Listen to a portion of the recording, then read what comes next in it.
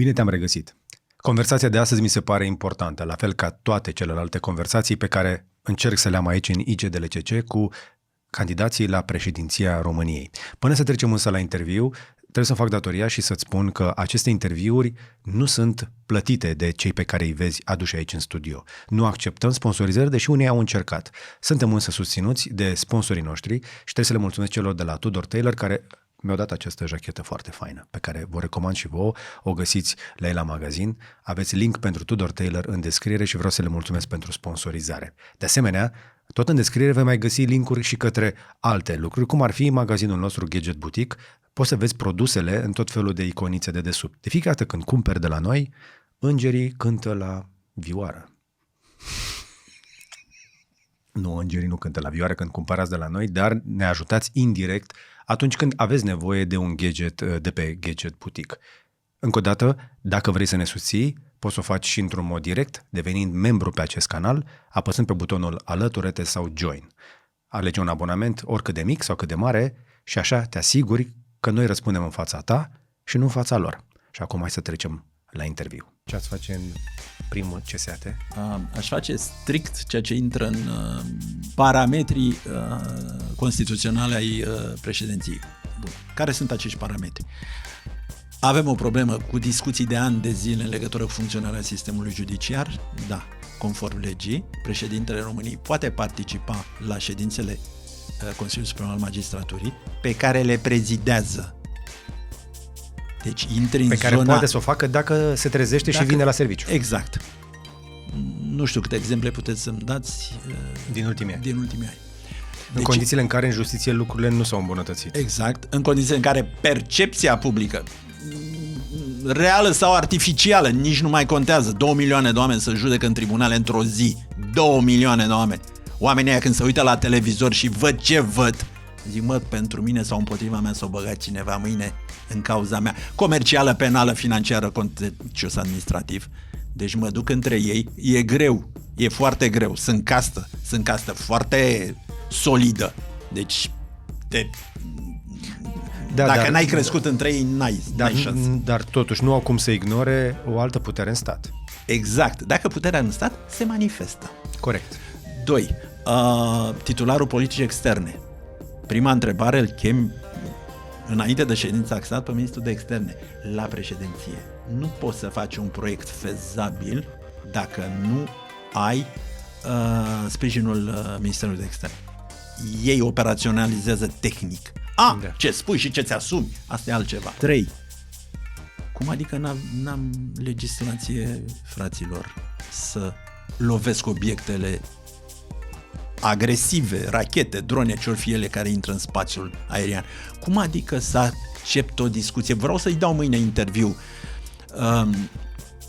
cuiva și mă va întreba, măi, oameni buni, voi trageți în dronele alea? Se întâmplă ceva? Sau dați ro-alert ca la furtună? Salutare tuturor și bine v-am regăsit la IGDLCC, adică informații gratis despre lucruri care costă, iar invitatul meu de astăzi vrea să fie președinte.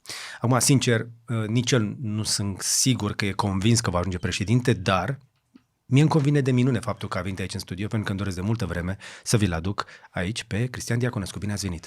Bine v-am găsit, mulțumesc mult de tot pentru invitație. Astăzi o să vorbim despre candidatura noastră la președinție, dar aș începe cu ceva la care știu că sunteți sigur competent. Mai ales pe politică externă întotdeauna ați fost foarte bun, aveți un istoric excepțional la capitolul ăsta, sunteți, cred eu, acolo cap la cap cu Mircea Joană la capitolul competență pe politică internațională, pe siguranță națională, pe lucruri de felul ăsta, corect? Vă mulțumesc, da. Am avut șansa să ni se testeze, și mie și lui Mircea Joană, corect, să ni se testeze capacitățile în perioada cea mai complicată de răspândie pentru România, integrarea în Alianța Nord-Atlantică și în Uniunea Europeană. De ce a început acest proces? 2 vorbe, dacă îmi permiteți. Rog. Foarte interesant. În 1995 la Snagov, Ion Iliescu adună toți șefii de partide politice de la acea dată, de la Copusul la Vadim Tudor, Radu Câmpeanu și mulți alții, spunând drumul este spre vest. Cine o spunea? Ion Iliescu. Ulterior ne-am lămurit de ce făcea acest lucru, pentru că rece, cinic, cu o experiență fabuloasă pe care n-are rost să mai caracterizez acum, știa unde vrea poporul român. În vest ne-a dus poporul român. Nu e populism ce spun. De ce acest lucru? Pentru că având, poate chiar contraargumentativ, un anume tip de presiune socială și încercând să ducă Partidul Social-Democrat spre o variantă de guvernare, și-au dat seama că altă variantă nu există. A fost bine că au anunțat în 1995, a fost complicat că au anunțat de-abia în 1995. După niște ani grei de suferință și de conflicte sociale. Și de confuzie, ce au generat o degradare a percepției externe, și o să mai tot revin pe acest subiect, a percepției externe față de România. Argumentul, în ianuarie 1990, imediat după Revoluție, se stabilesc la nivel generic relații diplomatice între România, respectiv comunitățile europene. Am ratat un pic 90 până în 95, hai să zicem că după 2000 am început să mișcăm, după 2004 mai serios. Un singur lucru să adaug aici. Vă rog. Noi, standard în dreptul diplomatic, îți trimiți șeful de misiune și într-o săptămână și celălalt la reciprocitate își trimite șeful de misiune. Okay. Noi l-am trimis în ianuarie 1990 pe al nostru, europenii l-au trimis după 2 ani pe al lor. Acești 2 ani ne-au urmărit, vreau să vă spun, în defazajul de admitere în lumea liberă față de grupul de la Visegrad. Mă rog, Ungaria, Cehoslovacia, atunci Cehia, Slovacia, după aceea și Polonia, ani de-a rândul în ceea ce privește momentele de integrare și de aderare la valori. Dați-mi voie totuși să încep cu niște subiecte care mă ard mai tare. Vă rog. Ați văzut a doua tentativă? Ați auzit de a doua tentativă de asasinat asupra lui Donald Trump? Da, am văzut. Vi se pare un moment important? Extrem de important, pentru că, în primul rând, acolo ai o birocrație enormă în Statele Unite. Percepția în legătură cu americanii este una legată strâns de tot ceea ce înseamnă lumea liberă, apărarea democrației, etc.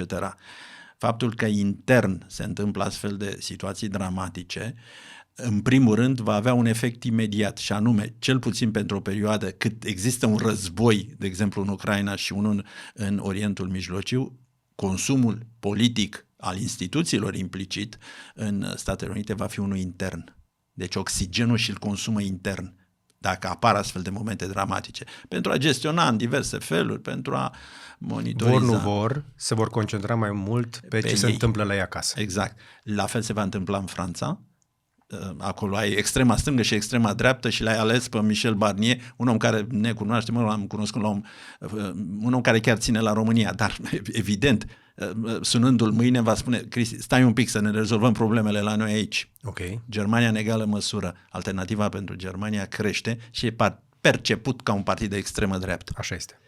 Deci, iată, principalii stakeholderi, și evident mai sunt mulți alții, dar cei de care suntem legați de la raporturile economice până la cele să nu mai vorbim de Marea Britanie. Nu mai vorbim de Marea Britanie, corect a spus, își consumă oxigenul intern. Vă spun clar, profesional vorbind, că în acel moment disponibilitatea externă e limitată. Iar noi suntem în continuare dependenți de grija și atenția cuiva din exterior. Da. Pentru că suntem plăpânzi încă. Da, și pentru că suntem într-o zonă limitrofă în care, din punct de vedere al moralei decizionale în NATO, de exemplu, este normal să existe implicare.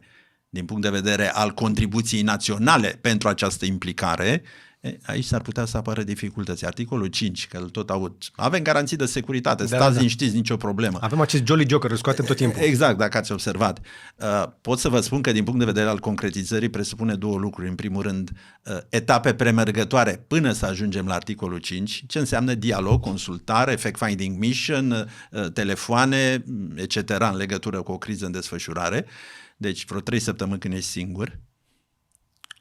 Și în al doilea rând, nu scrie nicăieri în tratatul de la Washington, cel constitutiv privind Alianța Nord-Atlantică, care este contribuția fiecărui stat atunci când se declanșează articolul 5.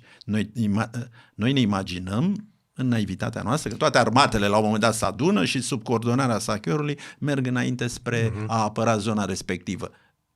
Și vin foarte repede pe toate autostrăzile noastre și pe toate căile noastre ferate foarte rapide, pe care pot să ajungă foarte repede aici. Pot să dau un exemplu nefericit la ce a spus dumneavoastră. Mi-au spus la un moment dat, Cristian, avem o experiență, un exercițiu militar undeva în România. 4 zile ne-au trebuit să aducem tancuri și vehicule blindate din Spania și Marea Britanie pentru exercițiu și din Germania pentru exercițiul respectiv și încă 4 zile de la frontieră la locul în care în România urma să aibă loc exercițiu. Așa se întâmplă cu orice călătorie a oricărui român. Jumătate din călătorie e până la graniță. Da, exact, și nervozitatea din acest punct de vedere este una cât se poate de mare. De ce nici până acum coridorul pan-european n-a fost finalizat? De ce, de exemplu, de la Constanța, unde, dincolo de aspectele securitare, avem polul de energie al României, Cernavodă 1, 2, 3, 4 când lor face, fotovoltaice, etc., dar consumul este în nord-vestul și Transelectrica are probleme. Încă o dată, în 2024 vorbim despre o grămadă de probleme, chestii lăsate nerezolvate, care ne vor afecta. Ajungem și la ele și sunt sigur că se leagă și de, să zicem așa, oferta dumneavoastră, dacă vrem să vă punem șeful nostru, cum ar veni. Da. Că nu ne trebuie un tătucă, noi suntem obișnuiți aici să punem un șef care să rezolve tot el pentru noi, noi doar să stăm la primire. M-aș mai întoarce un pic în America, unde noastră aveți acest background, aveți în CV, profesia de judecător. Da. Și ați lucrat și în Ministerul de Externe și Ministrul al Justiției, ați trecut prin mai multe guvernări, ați fost inclusiv șef de cancelarie prezidențială.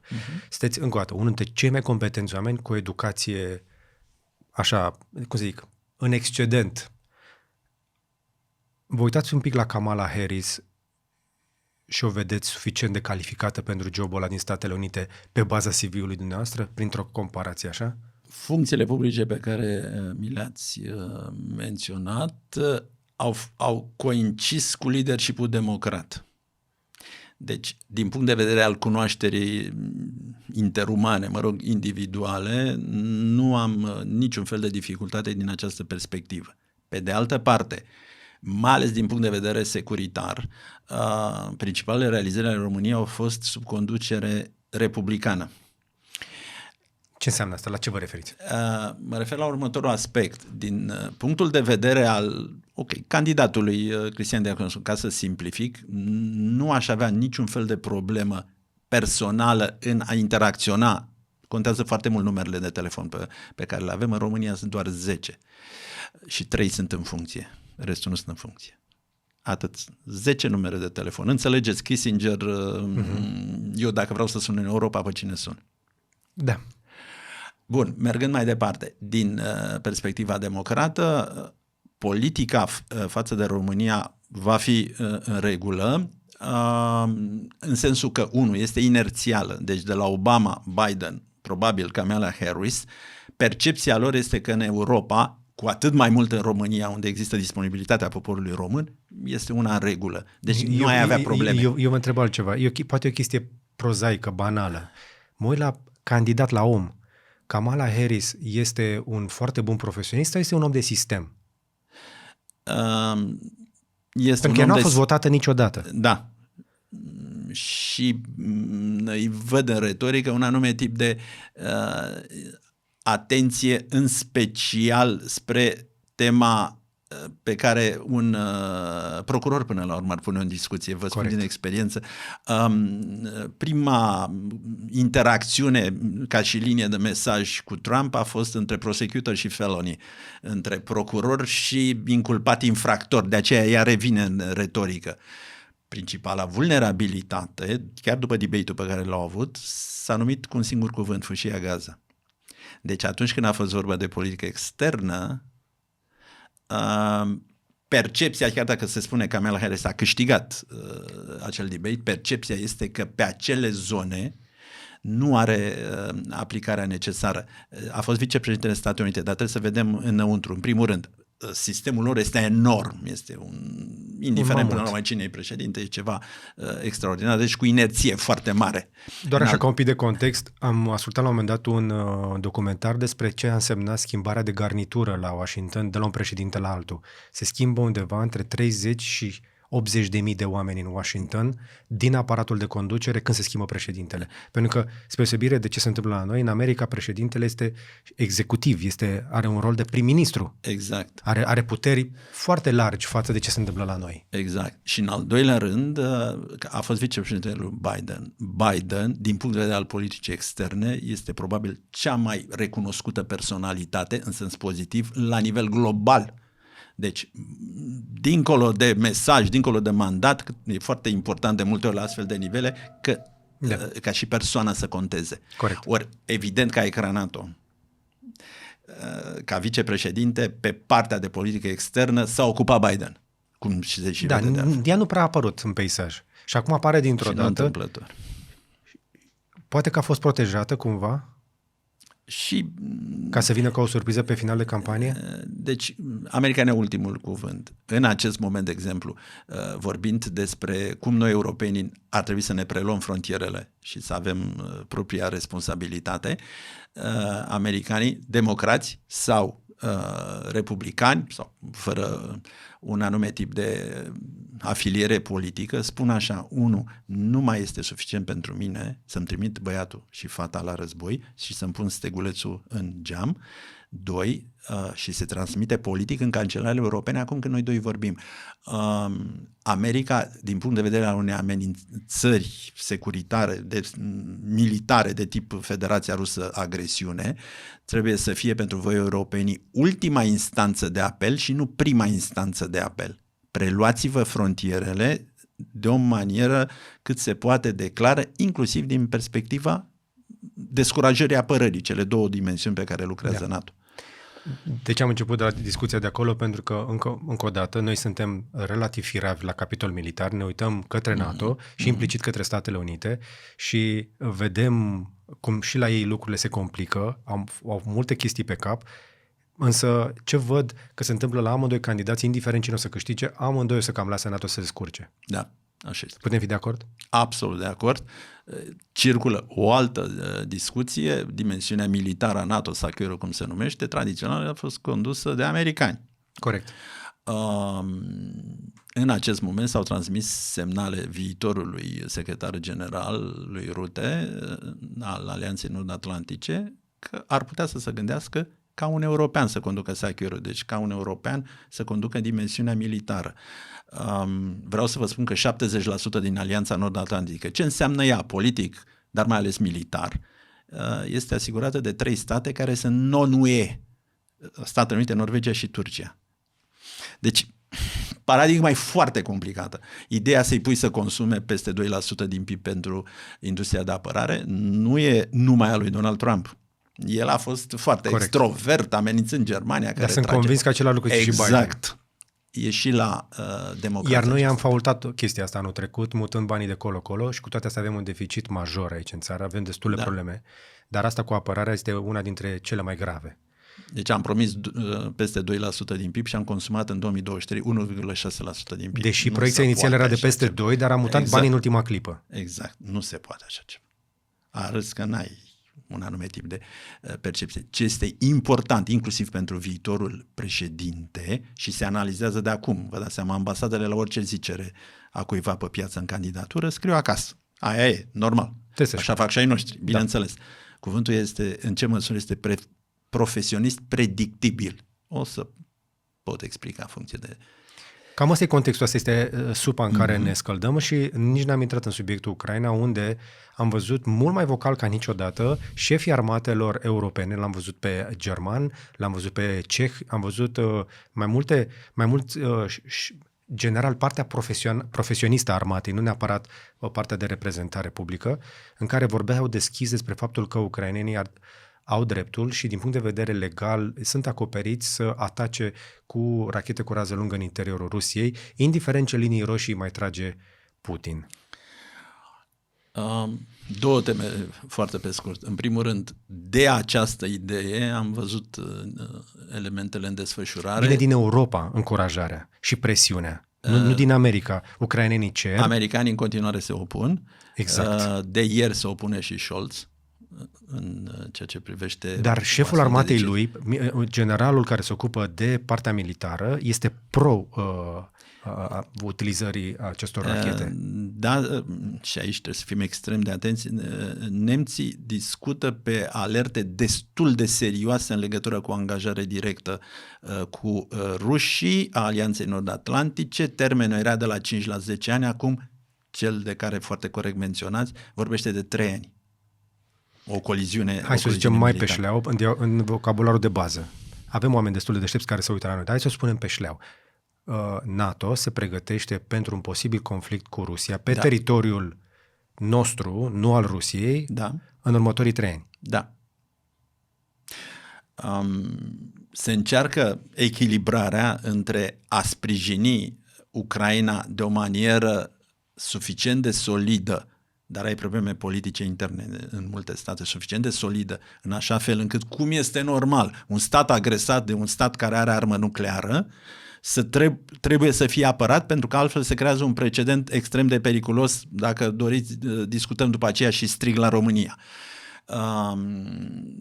Dar ce înseamnă acest sprijin? Pentru că, evident, și în Ucraina reziliența e din ce în ce mai pusă la încercare. Sunt sute de mii de oameni care și-au pierdut viața, acum nu mai putem discuta. Sau schilodiți. Exact, sau prizonieri. Ori, din acest punct de vedere, a fost la un moment dat o discuție, foarte mult întreținută. Vă mărturisesc sincer aici la dumneavoastră, am un respect pentru că îi cunosc și am lucrat cu ei, și Donald Tusk, prim-ministrul Poloniei, și Sikorski, ministrul de externe. Ei au cerut la un moment dat să fie lăsați înăuntru alianței, să tragă de pe teritoriul Poloniei, cum bine știți, în drone, rachete. Rușii în zona de frontieră nu trag cu rachete, de exemplu la Odessa sau în alte părți, că nici ei nu își doresc un angajament acum când vorbim, și să le contracareze în condițiile în care aceste sisteme ar veni spre teritoriul Poloniei. Într-o primă fază, au spus cei din NATO, contemplăm cu atenție ceea ce spuneți. Britanicii au spus să pot folosi Storm and Shadows, rachetele acelea cu rază medie lungă de acțiune, după care s-a revenit la decizie. Exact. Văd în România contradicții de tot felul în legătură cu dronele care cad. Aici trebuie să știți un lucru. În momentul în care trag rușii cu astfel de drone, ei, cum se spune, în condițiile în care noi îl considerăm ca fiind un atac, intră în sistemul de negare plauzibilă. În ce sens? Nu știam că sunt doar 200 de kilometri între Reni și malul românesc. A căzut. Dacă voi considerați un accident un motiv de un angajament direct... 200 de metri, nu de kilometri. 200 de metri, mă iertați. Dacă voi considerați că e vorba de un angajament, intrăm într-o altă fază, într-o altă discuție. Da, dacă tu ai zis... Și am mai auzit teoriile astea. Hai mă, lasă că ucrainenii le blochează GPS-ul la dronele rușilor și ucrainenii îți devină că ajung să cadă la noi. Deci sunt tot felul de povești astea care circulă, iar internetul de la noi este plin de trolling și de manipulare rusească. Da. Nu doar rusească, dar aia rusească este foarte prevalentă. Și atunci, încă o dată, în contextul ăsta, mă uit un pic la toată situația noastră locală și până să ajungem să vorbim de candidatura noastră, încerc cu un profesionist care se prezintă mai degrabă ca un tehnocrat, că așa vă văd, cel puțin așa comunicați, aveți o capacitate bună de analiză pentru situația în care suntem. Acum, știu că nu vă este cea mai dragă discuția asta, dar trebuie să vorbim un pic și despre cum suntem noi aici în contextul ăsta. Pentru că specialiștii care mai stau de vorbă, cei pe care am mai adus aici, spun că România pare în toată ecuația asta, pare lentă ca răspuns, pare absentă, pare un pic un fel de... când se uită încolo, vede pericol, se uită în partea cealaltă și se duce la o bere, se relaxează. Adică pe partea de buget de apărare nu ne-am făcut treaba, vin ca dronele și reacționăm târziu și zicem nu, că mai vedem, căutăm, după care vine primul ministru și spune e război, se mai întâmplă, după care facem o ședință în CSAT cel puțin o săptămână mai târziu și nu ieșim cu nimic din ea și războiul ăsta deja se apropie de 3 ani, în primăvară, în februarie o să avem 3 ani și noi avem în permanență o poziție ștearsă, ambiguă, total neconvingătoare. E o strategie sau este o consecință a felului în care facem noi politică de aici? Cu toată simpatia Am făcut la un moment dat o înregistrare, colegul și prietenul meu care mă ajută mi-a spus haideți să spunem două lucruri, câte un lucru bun de fiecare dintre ceilalți contracandidați. Și am spus un lucru bun de fiecare dintre ceilalți contracandidați. Contextul este în felul următor și am senzația că nu este o strategie și nu am senzația, din păcate, că chiar nu suntem cum am fost zeci de ani. În loc să fim proactivi, suntem reactivi. Și reactivi cum ne pricepem, funcție de stimul. Acum discutăm despre aspecte de război. Vreau să vă spun că în Occident, inclusiv miniștrii care sunt implicați de apărare, de externe, trec prin teste și învață să comunice în situații de război. Am avut șansa, mulți dintre noi, să ne completăm studiile, mai ales prin anii 90 în francize și universități americane, franceze și olandeze, britanice. Nicăieri nu te învață cum Dumnezeu să comunici inclusiv procesul decizional într-o situație de conflagrație. Noi am fost crescuți, noi diplomații, am fost crescuți în ideea că un astfel de război, mai ales cu Federația Rusă, va fi evitat prin găsirea a N căi mijloace ca o astfel de situație să nu se declanșeze. Acum suntem într-o zonă iminenței. Deci, din acest punct de vedere, comunicarea este esențială, sentimentul de teamă, rețele sociale, război hibrid există în societatea românească. Oamenii se tem de un război, că nu o să mărturisească, asta e alt subiect. Bun. 2. Care este situația regională? În acest moment, în 2016, după intrarea rușilor în Ucraina în 2014, NATO s-a adunat de 2 ori și a zis trebuie să facem niște grupuri de luptă avansate ca Federația Rusă să înțeleagă că va intra cu noi în coliziune imediat dacă îi trece ceva prin cap. Mai ales peninsula Kaliningrad, zona statelor baltice. Acolo este o fâșie, dacă o ocupă Belarusul de 70 de kilometri, a separat zona baltică de restul Alianței Nord-Atlantice. Ok. Și atunci au hotărât, haideți să facem grupurile de luptă, acele grupuri de luptă însemnând 4, Polonia și statele baltice, state NATO cu glonț pe țeavă și cu capacitate de alarmă instantanee aproape. Bun, și ce facem în zona Mării Negre, partea estică, partea sudică a flancului estic? Păi acolo reacția noastră în caz de amenințare din Federația Rusă să fie una tailored, adecvată. Deci închipuiți-vă că sunteți la Kremlin și vreți să testați solidaritatea înăuntru Alianței Nord-Atlantice. Nu o să taci și să-l ameninți în berăria din Hamburg. Hai să fim serioși. Și te uiți și vezi, cum au decis ăștia? Deci, pe de o parte, pentru jumate de flanc dăm de ei imediat militar, pentru altă jumate de flanc să mai gândesc. Adecvat. Și ce e interesant e că pe flancul ăsta foarte bine păzit de sus, rușii și-au retras forțele de pe granițe și le aduc în sud. Unde ar fi mult mai simplu să provoace. Nu vreau, Doamne ferește, să se întâmple așa ceva. Dar... Deci ei, în permanență, Putin vorbește despre faptul că ei sunt într-o luptă cu vestul, cu Statele Unite și cu Occidentul ăsta periculos. Da. Și fix acolo unde Occidentul e cel mai puternic, pe acest flanc, de la țările Baltice până la Polonia. Este, slavă Domnului, o liniște impecabilă. Este o liniște, chiar au zis suedezii, zice, dacă le era așa de frică de noi, nu-și luau trupele de aici, uitați-vă că e pustiu. Da. Și încă un argument, în 2022, când a devenit evidentă această agresiune, au hotărât și ca pentru Slovacia, Ungaria, România și Bulgaria să constituie aceste grupuri de luptă. În 2014 nu era aceea situație? Deci au trebuit să mai treacă 8 ani. A fost poate și o încurajare de partea Kremlinului? Nu știu, știu, dar în sfârșit. Da. Discuția este extrem de sensibilă din acest punct de vedere. Revenind la întrebarea dumneavoastră, îmi revine responsabilitatea în acest moment să mă întorc foarte serios către partenerii noștri, pentru că cele 2 argumente când noi am intrat în NATO în 2004 au fost poziția geostrategică, adică unde ne-a pus Dumnezeu aici, și faptul că nu suntem numai primitori, ci și provider de securitate. Acum chiar sunt. Care e raportul cost-beneficii? Deci eu dacă aș cădea aici la frontieră, sunteți confortabil la vest de Viena? Iertați-mă, nu e cinic, e o discuție pragmatică în condiții excepționale de război. Da. Nu știu dacă și cum au avut astfel de discuții. 2. De cine sunt înconjurați? Eu înșir numai statele. Suntem înconjurați de Marea Neagră, 1200 de kilometri, cea mai lungă frontieră cu Ucraina, Ungaria, Serbia și Bulgaria. Mm-hmm. Am nevoie de o punte cu partea care pe de o parte nu se simte amenințată, deci nesimțindu-se amenințată centrul spațiului euroatlantic spre vest, nu are nevoie să consume foarte mult în industria militară. Eu știu cum se protejează Austria. O să-i țină la graniță pentru control la intrare în Schengen. Da. O să oprească tancurile împreună cu camioane, o să fie așa coloană la intrare în Austria, exact. Coloană de camioane românești și tancuri rusești ca să le facă controlul de Schengen. Timp în care noul stat care a intrat în Schengen, numit Croația, va putea permite în continuare ca fluxurile migratorii. Avem niște culoare pe sub noi, și-au terminat autostrăzile Bulgarii, se duci frumos pe jos, Serbia, Slovenia, te duci spre vest. China face cale ferată între Belgrad și Budapesta, 15 miliarde, iar în mod evident și niște centrale nucleare vor fi necesare în zonă, iar Gazprom va continua să livreze gaz.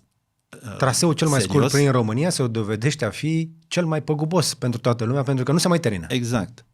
Deci din acest punct de vedere, repet, am Marea Neagră, tocmai în platoul cu suveranitate limitată, dar cu suveranitate românească s-a tras într-un vas turcesc acum câteva zile. Deci a fost război din punct de vedere al dreptului internațional. Și era pe zona noastră exclusivă. Da. Era exact. Un vas cu cereale plecat din Ucraina, trebuia să ducă la Istanbul, s-a tras asupra lui în timp ce era în spațiul de responsabilitate al nostru. 2022, insula Șerpilor la 42 de...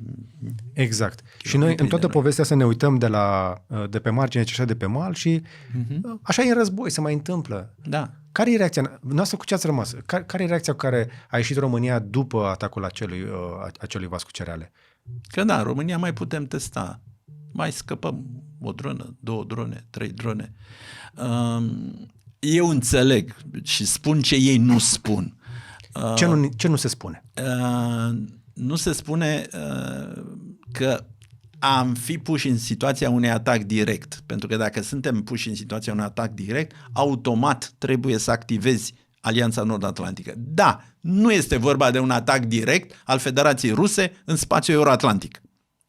Dar situația nu poate rămâne aici. Că la un moment dat, dacă se întâmplă ceva, să spunem, în zona Odessa, brațul Chilia, știți că frontiera este pe malul nostru, pentru că ucrainenii consideră că apa de pe brațul Chilia este apă interioară. Dacă se schimbă autoritatea la un moment dat din punct de vedere militar și îmi vine cu nave pe brațul Chilia Federația Rusă, da, nu e un atac împotriva NATO. De acord. Dar avem în NATO o discuție pentru a preveni o astfel de situație? 2.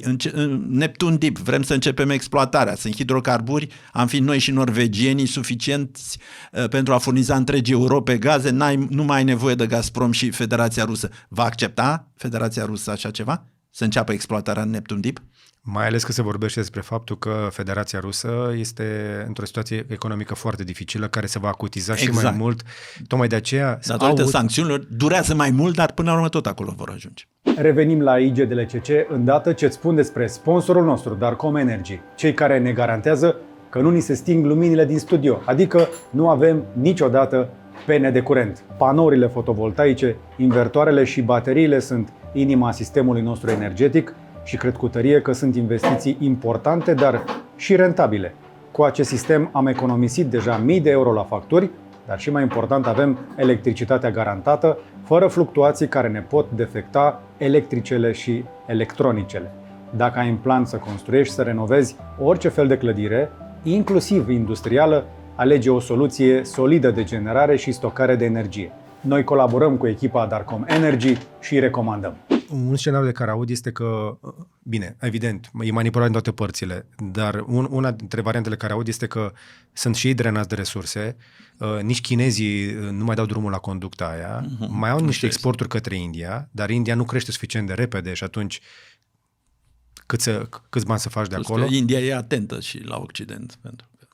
Da, e atentă, dar tot cumpără hidrocarburi de la ruși. Absolut, nu, fără îndoială. Și atunci, în toată ecuația asta, ei ar avea ceva resurse, industria lor de apărare, așa cu chiu cu vai, produce și economia nu este totuși suficient de rezistentă și ar apărea un risc de colaps în primăvară sau la jumătatea lui 2025.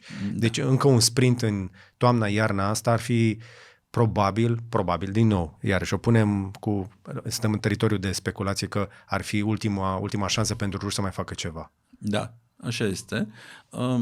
Au fost până acum 25 de tentative de negociere, toate au eșuat. Nu există în acest moment decât 3 variante într-o eventuală aducere la masă a părților, odată în bilateral, care să se subsumeze unui tratat multilateral, deci e nevoie de garanții pe care să-i accepte cei doi. Adică, indiferent ce negociere va apărea între Ucraina și Rusia, va trebui să fie cu Europa, cu NATO și cu China la masă. Și cu noi vecinii. Și cu noi vecinii. Exact. Și din punctul ăsta de vedere, fie discutăm de o victorie totală de o parte și de alta, dar asta înseamnă o victorie de tip al doilea război mondial și în capitale, aproape exclus, fie discutăm de un armistițiu, cel puțin nu mai tragem unii în alții și atunci prolongăm, avem o discuție politico-diplomatică va continua, fie armistițiu plus un tratat politic și atunci ar fi pus în discuție teritoriile din Ucraina de Est. Deci varianta numărul 1 în care una dintre capitale pică este puțin probabilă. Foarte puțin probabil. A doua în care, încă o dată... Armistițiu. Deci să nu se mai tragă. Ca să permiți diplomaților să vină la masă, că atâta vreme cât trageți unul în altul. Lucru care știm sigur că i-ar conveni Federației Ruse, că a mai folosit strategia asta, face un armistițiu, timp în care frăgezește granița aia în permanență. Și cuvântul impredictibilitate e pe frunțile tuturor, apropo de ce își propune Federația Rusă.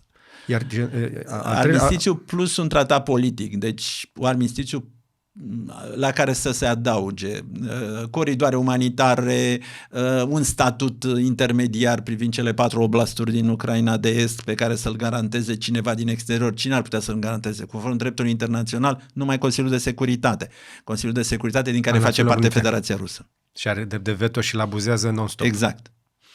Și atunci suntem într-o situație în care acum câteva zile posibilul vicepreședinte J.D. Vance din echipa Trump a ieșit public să spună că planul este ca să oprească războiul, scenariul 3 de care ați spus dumneavoastră, o zonă tampon, mai mult decât atât, îi pun pe tavă lui Putin scenariul în care Ucraina nu intră în NATO, nu intră în Uniunea Europeană și își cedează oblasturile către Rusia, ba mai mult va exista și o zonă demilitarizată cu garanții de la Națiunile Unite. Dintre astea 3, noastră, că ați mai văzut filmul ăsta, cred că l-ați văzut în mai multe feluri în ultimii 20 și plus de ani, în care scenariu credeți și ce șanse îi dați? Să se înceteze beligeranța și cu o etapizare foarte, foarte complicată în ceea ce privește negocierea. Deci să mutăm războiul între diplomați. Se poate face, știm acest lucru.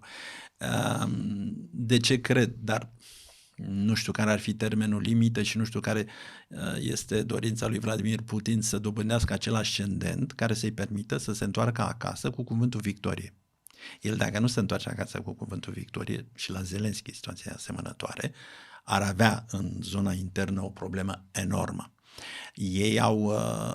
Deci, pentru a se întoarce acasă cu cuvântul victorie, singura variantă din tehnicile de negociere este să arăți că faci un compromis care nu neapărat îmi dă victorie azi, ci în mod sigur vă asigur pe voi că în 3-4-10 ani se va întâmpla acest lucru și dacă nu se întâmplă, revenim și vom fi și mai puternici și mai tari.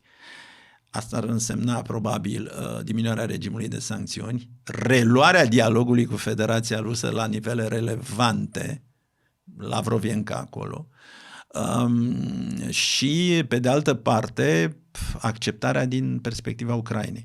Deci nu-ți dăm un răspuns că ocupi un teritoriu într-un alt stat și că este în regulă să faci așa ceva, dar pe de altă parte, tocmai ca să nu mai moară oameni, știu, cinismul e o dimensiune intrinsecă până la urmă în tot ceea ce înseamnă diplomație, acceptăm să, chiar dacă nu avem o soluție, soluția să devină dialog, în care să putem conveni, de exemplu, pe ce nu putem conveni, ceea ce înseamnă luni, ani. Ce s-ar spera, ducând în Consiliul de Securitate un anume statut special privind acele 4 oblasturi, să reușească cei mari și puternici să-l convingă pe Putin să se alăture consensului, să nu mai ridice vetoul în Consiliul de Securitate. China ar face-o, se abține și atunci ar avea cel puțin acest argument pe care să-l vândă opinii publice în legătură cu o perspectivă care nu mai presupune război. Da, până la un punct. Între cele două părți poate fi în regulă. Dar unde sunt problemele? ONU și-a cam pierdut relevanța. Este o temă, vă spun, extrem de gravă. Pe mâna rușilor și a chinezilor mai ales. Da, și această constituire a BRICS-ului, mă rog, ONU și-a cam pierdut relevanța. Trebuie neapărat să se recâștige. De ce? Pentru că este referențialul neutru. Unde altcineva? Adică este cel la care ne uităm să vedem dacă la arbitru, nu? Exact. Altfel discutăm de mari puteri și nu se dacă poate. în momentul ăsta ridică niște cartonașe la care nu răspunde nimeni. L-aud pe secretarul general al ONU vorbind despre tot felul de chestii la care nu reacționează nimeni. Efectiv nu-i băgat în seamă. Exact. Și în al doilea rând, cum vă spuneam, acord bilateral, dacă nu îl îndorsăm la ONU, îl îndorsăm cu vecinătățile și cu marile puteri. Ce înseamnă asta? Înseamnă un tratat multilateral. Un tratat multilateral ce înseamnă?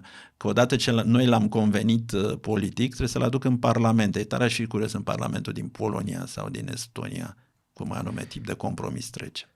Noi părem aici la București și măsor bine cuvintele, noi nu părem stejari, noi părem sălcii. Și atunci mă uit la toată chestia asta și vă ascult și pe dumneavoastră și noi părem dispuși, zicea și profesorul istoricul Goșu despre chestia asta, poate că este o calitate, trăsătura asta noastră de a ne da un pic după cum se întâmplă lucrurile, pentru că sunt lucruri pe care nu avem puterea să le schimbăm, să le influențăm. Însă, vă întreb pe noastră, dacă ați ajunge președinte, i-ați întinde mâna lui Vladimir Putin într-o sală de ședințe? Nu. În acest context, nu. Aș pleca a doua zi, după ce, evident, aș organiza o ședință a CSAT-ului. Eu tot întreb, poate cineva, poate dumneavoastră, sunt convins, veți reuși dacă veți avea alți candidați în dialog, să întreba ce pui prima zi de CSAT în ianuarie, ce pui pe ordine de zi? Că teza de BAC sau apartamente ieftine. Da, bun, ok. Niște pensii mărite, să mai am. Un pic de onoare. Îi dăm cu onoarea asta, cu onoarea și credința. Da, și poporul să aibă încredere că eu, oarecum autocratic am văzut la unii, aș avea, oricum nu se poate și nu se întâmplă, da? N-ave. Bun. Deci ce punem voi coordona, da. Ce aș face a doua zi, ca să vă răspund direct la întrebare, m-aș duce în două bilaterale. În Polonia, la cel pe care îl cunosc și este o personalitate extraordinară și un om care ține la România și la Republica Moldova. Și este în stare să vorbească în română dacă e nevoie. Și la Donald Tusk și pe urmă la președintele Erdogan. De ce? Avem parteneriate strategice cu acele țări. 2. Și când e vorba de proiecția dinspre centru spre estul Europei, Polonia este determinantă în procesul decizional, nu mă duc după arme. Și când este vorba de Marea Neagră, toată Alianța Nord-Atlantică, atunci când apare o problemă în Marea Neagră, se întoarce spre banca turcă. Asta e realitate. Și având în vedere multe aspecte în legătură cu aceste parteneriate strategice, uite, vă dau un exemplu. Nu o să se supere turcii pe mine și nici Ahmed Davutoglu, mă rog, care a fost prim-ministru. Noi când am dat drumul la parteneriatul strategic cu o țară, se face o analiză SWOT la Ministerul de Externe. Părți bune, părți rele, unde ai teme cu ei. Turcia, cu situația extrem de complicată și complexă prin care trecea și atunci și acum, a constatat că cu România n-are pete negre. Cu România este perfect în regulă. Bun, deci plec de la o premiză în care, cu toate sensibilitățile în care, din multe perspective, din punctul meu de vedere în bilateral, este una în regulă. Și atunci, spre binele și norocul tuturor, am găsit această variantă de cooperare. Poate o trilaterală. Aproape nici nu îndrăznesc să sper la așa ceva. O trilaterală, ia închipuiți-vă trilaterală numai pe domeniul militar, securitar sau pe domeniul de energie între Polonia, România, Turcia. Ține Federația Rusă cont? Păi ține, că n-are ce face. De ce? Occidentale ar ține de ce ar fi mai cont? importantă o Polonia, România, Turcia versus NATO? Nu ar fi în niciun caz versus NATO. Sau față de NATO. De ce e mai valoroasă chestia asta? Pentru că suntem pe graniță? Pentru că pui proiect regional pe masă. Când ne amenință dinspre răsărit, mergem toți la Paris, Berlin, dar mai ales la Washington, săriți, ajutați-ne. Cum mergem? În bilateral. ei îți spun, oameni buni, veniți cu un proiect regional, pentru că, da, sunt perfect de acord, când ești tu, intră ăla din Ungaria, când iese ăla din Ungaria, intră cel din Bulgaria, practic, cerând un sprijin bilateral în condițiile unor amenințări care sunt aceleași pentru voi toți. Dar cu Ungaria de ce n-am face chestia asta? Ba da, absolut. Și cu Ungaria am parteneriat strategic pe care putem să-l operaționalizăm. Bine o spun, dar vă rog și cei care să nu o considerați ca aroganță. E o chestiune care depinde foarte mult de personalizarea relației. Da, funcționează acest lucru. Adică ce vreți să spuneți? Că Klaus Iohannis nu știe numărul de telefon al lui Donald Tusk sau lui Erdogan? Ba da, și sunt convins că îi răspund la telefon. Eu cred că mai nou Victor Orban îi dă cu sin, că a zis că îi susține candidatura la NATO până în ultima clipă și s-a răzgândit. Ce fel de relații, ce fel de prietenie e asta? Nu știu între domniile lor, ce pot să vă spun că din perspectiva mea n-aș fi crezut o iotă, inclusiv în ceea ce privește sprijinul pe Schengen. Ok. Adică? Un anume tip de izolare înăuntrul alianței, fie NATO, fie cooperarea în Uniunea Europeană, că în Uniunea Europeană am mai auzit de la un candidat, nu avem aliați în Uniunea Europeană, Dumnezeule mare acolo, suntem parteneri în Uniunea Europeană, e cu totul altceva bun, da. Avem și noi o steluță acolo. Mi-am propus să nu-i critic decât dacă stăm față în față. Ei bine, din acest punct de vedere, Ungaria știe că beneficiază de un anume tip de ascendent nerecunoscut, dar formal existent înăuntrul Uniunii Europene. Să știți că au și un mesaj tactic foarte interesant. Adică?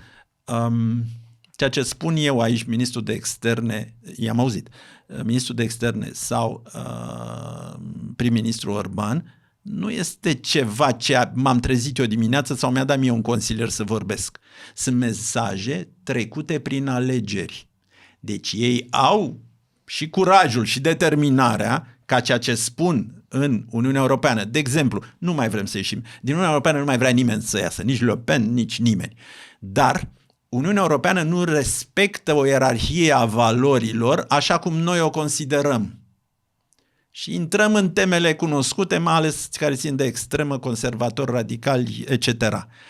Noi am trecut prin alegeri aceste teme. Poporul român m-a trimis aici, poporul ungar, mă iertați. Da, și poporul român. Poporul ungar m-a trimis aici să ridic aceste subiecte. Pentru că altfel, dacă te simți că ești personalizat, în momentul ăla au trecut peste tine. Adică dacă simți că o faci pentru orgoliul tău și pentru și poziția ta. pentru ifos politic din ăsta, să te duci acasă să spui cum i-ai pus tu la punct pe ei. Da. Nu. Bine, oricum, eu vin cu mandat de la popor. Aproape...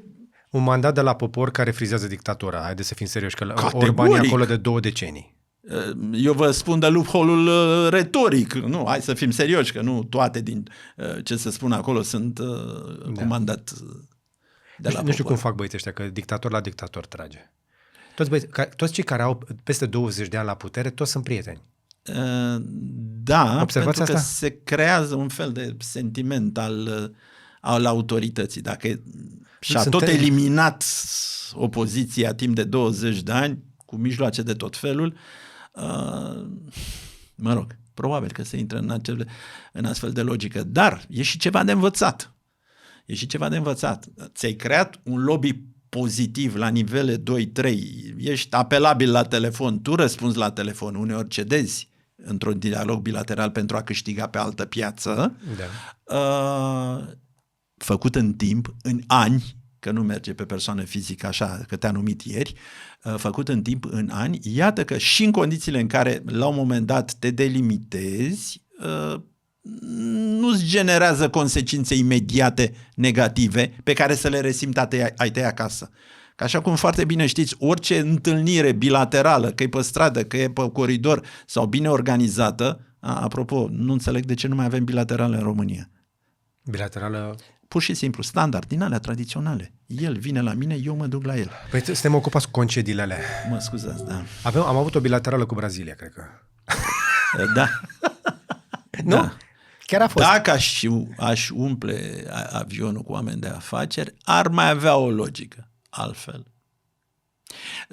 Am bilaterală cu Statele Unite. Vreau să vă spun că lobby-ul economic e de la sine înțeles astăzi. Haideți să nu aud pe la noi. Revoltați că ambasadorii statelor acreditate la București rup ușa ministerilor. Păi foarte bine. Ăla e jobul lor. Ăla e jobul lor. Să intre și pe geam. Și eu de la ei mei le dădeam la fel mandat. Băi, de ce ne ocupăm? Ori, în condițiile în care, de exemplu, în Statele Unite, presiunea de lobby economic este cea mai redusă. În ce sens? Investițiile mari, investițiile americane își fac propriile valori. Nu-mi vii mie din politică să-mi spui la ăla te duci, la ăla nu te duci. Sigur, păstră niște linii roșii, mă rog. Pot să confirm chestia asta. Am avut unele intersecții când merg la târgul de la Vegas, sunt întrebați, pe exemplu, dacă este companii în România care ar vrea să meargă. La fel de partea cealaltă se încearcă organizarea de întâlniri cu aceste companii. Am recomandat câteva de la noi. Eu, nefiind implicat, am zis, uite, le văd cam pe astea și am văzut niște oameni foarte, foarte interesați la ambasadă să creeze relații de business între companii românești și companii americane, dar întotdeauna criteriul a fost, să aibă ceva bun, să aibă ceva util folositor, din care să iasă business. Pentru că alea nu sunt companii de stat, alea nu au niște monopoluri naturale pe gaze, fier sau cine știe ce, alea să facă bani, trebuie să învârtă cumva valoarea și până la urmă asta este valoarea Occidentului. Și am mai avut discuția asta aici cu mai mulți oameni care mi-au confirmat lucrul ăsta. Vestul are această orientare către performanță, către profitabilitate, către eficiență. Dincolo este legată de putere. Este o chestie brută de putere, de control al resurselor prin care controlezi puterea și așa ajungi să creezi niște economii din astea foarte centralizate care, la un moment dat, într-o situație de tensiune, de criză, de război, îți dai seama cât de corupte sunt. Da. Că nu sunt rezistente, nu se adaptează, iar lumea se transformă. Și acum, într-o lume atât de complicată, că am reușit să vorbim 3 sferturi de oră doar cu introducerea, hai să vorbim despre candidatura dumneavoastră la prezidențiale. Eu am spus încă de la început, și o să vă spun deschis încă o dată, eu nu vă văd președinte decât într-un scenariu catastrofal în care toți ceilalți se retrag. Sunteți un tehnocrat, sunteți prea competent pentru chestia asta, dar nu aveți partid, nu aveți o mișcare serioasă în spatele noastră, nu aveți nici aparatul și nici resursele ca să ajungeți la oameni și, sincer, nici nu cred că aveți discursul care să convingă marea masă. Puteți să convingeți niște oameni care se uită acum la interviul ăsta prin experiență, prin profesionalism, prin capacitatea asta de a fi un președinte care să funcționeze și să vină la serviciu, în primul rând, să-l vezi că e acolo și să fie activ, să facă ce trebuie. Dar nu e suficient. Da. Parțial de acord cu dumneavoastră. Însă,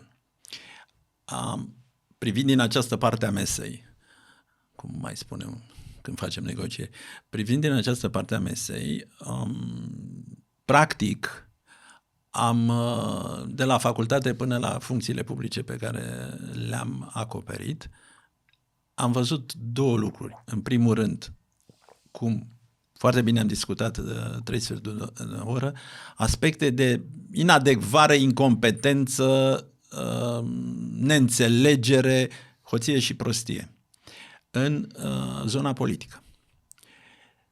Și atunci apărea acest tip de paradigmă. Da, din punct de vedere al organizării, strângerea de semnături, cum se pare că a devenit o naturalețe în România, ai cine să spăzească voturile în ziua votului? Poftim?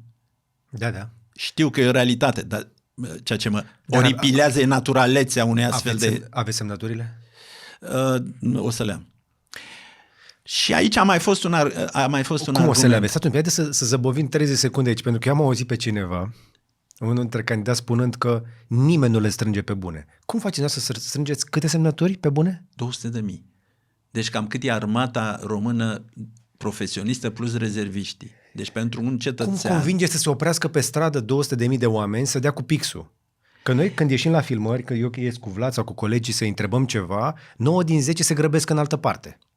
Da, am ieșit și eu cu copiii să strângem semnături și am întrebat după aceea cei care nu au vrut.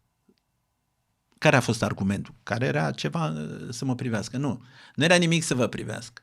Delimitare aproape agresivă de tot ceea ce înseamnă politic. Toți ne uităm de pe margine, arătăm cu degetul, îi înjurăm, nimeni nu vrea să se bage cu adevărat în politică. Și cum le strâng? în sfârșit, am avut niște, dar sunt minore, nu are o să pierde timpul, niște convulsii cu ultimul partid pe care l-am condus și o mare parte dintre șefii de organizație de la acel partid au rămas alături de mine, acum suntem împreună într-o fundație, bun, ei strâng o parte, dar nu la ei vreau să mă refer. Vreau să mă refer la cei care îmi trimit să duc până la poștă de la el din sat, pentru că n-am un om să stea acolo și să-i primească direct, un tabel completat cu toată familia lui, de la el 80 de ani până la nepotul de 20 de ani. Vă rog să mă credeți, evident. Îmi vin în cutia poștală. Diversi oameni, mai avem oameni în teritoriu, vin la ei și întreabă, cum am putea să ajutăm? Păi este o problemă, trebuie să puneți pe poștă, să vă duceți, să faceți o expediție, mă rog, să cheltuiți niște bani. Sigur, cum să nu? Dacă eu în acest moment, că am văzut că lansează diversi tot felul pe piață, dacă eu în acel moment m-aș retrage, cum mă uit eu în ochii oamenilor ăsta? Dar nici nu v-ați apucat serios, cum să vă retrageți acum? Am aflat de dimineață că un partid deja a anunțat, a dat pe surse. PNL-ul. Că v-ați fi retras. Că mă retrag și mă duc și la ei. Deci, mare atenție, noi registrăm pe 16 septembrie. Exact. Că mă retrag și mă duc și la ei. Mă, oameni buni. Da, de discut cu toată lumea. Discut nu în legătură cu mine, ci cu diversele teme. Pentru că uneori, nu vă ascund, nu intru în detalii că sună arogant, mă consultă. Cristi, în situațiile astea cam ce s-ar face. Bun, ok. Și am avut o experiență interesantă cu demersurile cu Schengen. Ei bine, la acest aspect se mai adaugă ceva. Am vorbit sute, mii de ore la televizor despre război, despre diversele situații din justiție, despre diversele aspecte. Oamenii din jurul meu, jumătate foști politicieni, jumătate oameni din lumea liberă, fără niciun fel de probleme, spun, haideți să încercăm să facem ceva. Da, toți suntem conștienți de filtrele pe care dumneavoastră le-ați menționat. Dar măcar hai să vorbim, măcar să las în urmă o discuție pe acest subiect. De aceea nu mă vedeți negativ împotriva nimănui, nici nu mă interesează. Știu un lucru, că absolut ce este pe piață acum din punct de vedere al candidaturii cu sau fără partide, habar n-au ce înseamnă ziua de luni când te duci la președinție. Văd niște oameni pe care nu i-au văzut în viața lor și văd niște hârtii pe care trebuie să le citească și să decidă pe baza lor, pe care nu le-au văzut în viața lor. Și atunci pot să stau în studio de televiziune cinic și oarecum superior și să spun cine ce spune, nicio. Sau să încerc într-adevăr să intru în teren. Nu știu cum va fi până la capăt. Că într-adevăr... Dar nu sunteți copil, nu sunteți naivi, știți foarte clar care vă sunt șansele și totuși o faceți. Ce ați vrea să rămână după candidatura asta? Măcar un anume tip de ofertă, câtă vreme n-ai făcut-o, nu mai vorbi de pomană că nu ți-ai asumat. Okay. Asta cu asumat îmi place, da. Sunt un politician asumat. Ce vă califică pentru funcția de președinte? Sunt un politician asumat. Da. Ce înseamnă că ți-asumi? E poporul în spatele meu, vă răspund independenții, nu? Ok. Deci, dincolo de aceste aspecte, repet, deocamdată o răspântie va fi strângerea de semnături. Okay. Strângerea de semnături la mine e naturală, că nu am acea organizare pe care nu o neg în ceea ce spuneți. O știți. 1.000.000 de membri. Nu, aș fi naiv să vă spun dumneavoastră și vă respect prea mult pentru a nu fi credibil. Deci, din această perspectivă, repet, răspântia acum va fi la strângerea de semnături. Evident. Vă spun un lucru, dacă această situație nu se va întâmpla, deși, credeți-mă, și nu fac aici publicitate ieftină, am semnale, nu mă așteptam eu să fie atât de bune. După aceea, eu nu pun sabia jos, o rup. Apropo de diversi... V-am mai auzit zicând asta, ce înseamnă? Înseamnă că eu nu mă duc să mă vând. Apropo, discutând despre partea dreaptă, nu e așa că din altă perspectivă, multora din cei care acum sunt pe partea dreaptă, fără posibilitatea unui proiect comun, parcă nu i-ați crede că vreunul va trece pragul, nu știu. Acum vă întreb eu pe dumneavoastră. Acum nu știu ce dreaptă mai avem noi, pentru că, Bun, e clar. pentru că președintele Partidului Național Liberal este un pensionar din armată.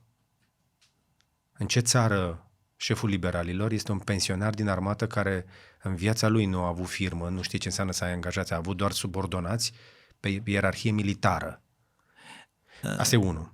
Și apoi mai avem niște tentative pe colo. O avem pe Elena Lasconi, care e bine intenționată. Acum, e o pălărie mare, i-am spus și ei, am avut aici în interviu, i-am spus cu mare drag, văd buna intenție, dar e o pălărie foarte mare și, spre exemplu, domnul Ciolacu a declarat public că el și-a luat, are meditații, și-a luat meditații la economie și la engleză. Păi eu mă aștept ca tu să fii cel mai bun dintre noi, nu să ai nevoie de meditații la economie și engleză atunci când ești pe post. Când ai un job atât de greu, când ai inundații în Moldova, cum împaci meditațiile la engleză cu inundațiile de acolo? Apropo de ce spuneți, într-un Consiliu Ministerial, practic acolo se decide, pentru că, mă rog, Consiliul European este mult prea sus politic, dacă vrei să vorbești ceva pe agricultură sau pe, nu știu, pe Schengen. Într-un Consiliu Ministerial, tu stai la masă cu omologii, în ordine alfabetică, și ai tăi sunt la 7 metri în spate. Dacă noi simțim că n-ai masa critică, vrem să te sprijinim în Schengen, și nu dau exemplu teoretic, vrem să te sprijinim în Schengen, dar nu e momentul acum să insiști, că sunt diverse contexte, agenda e altfel proporționată.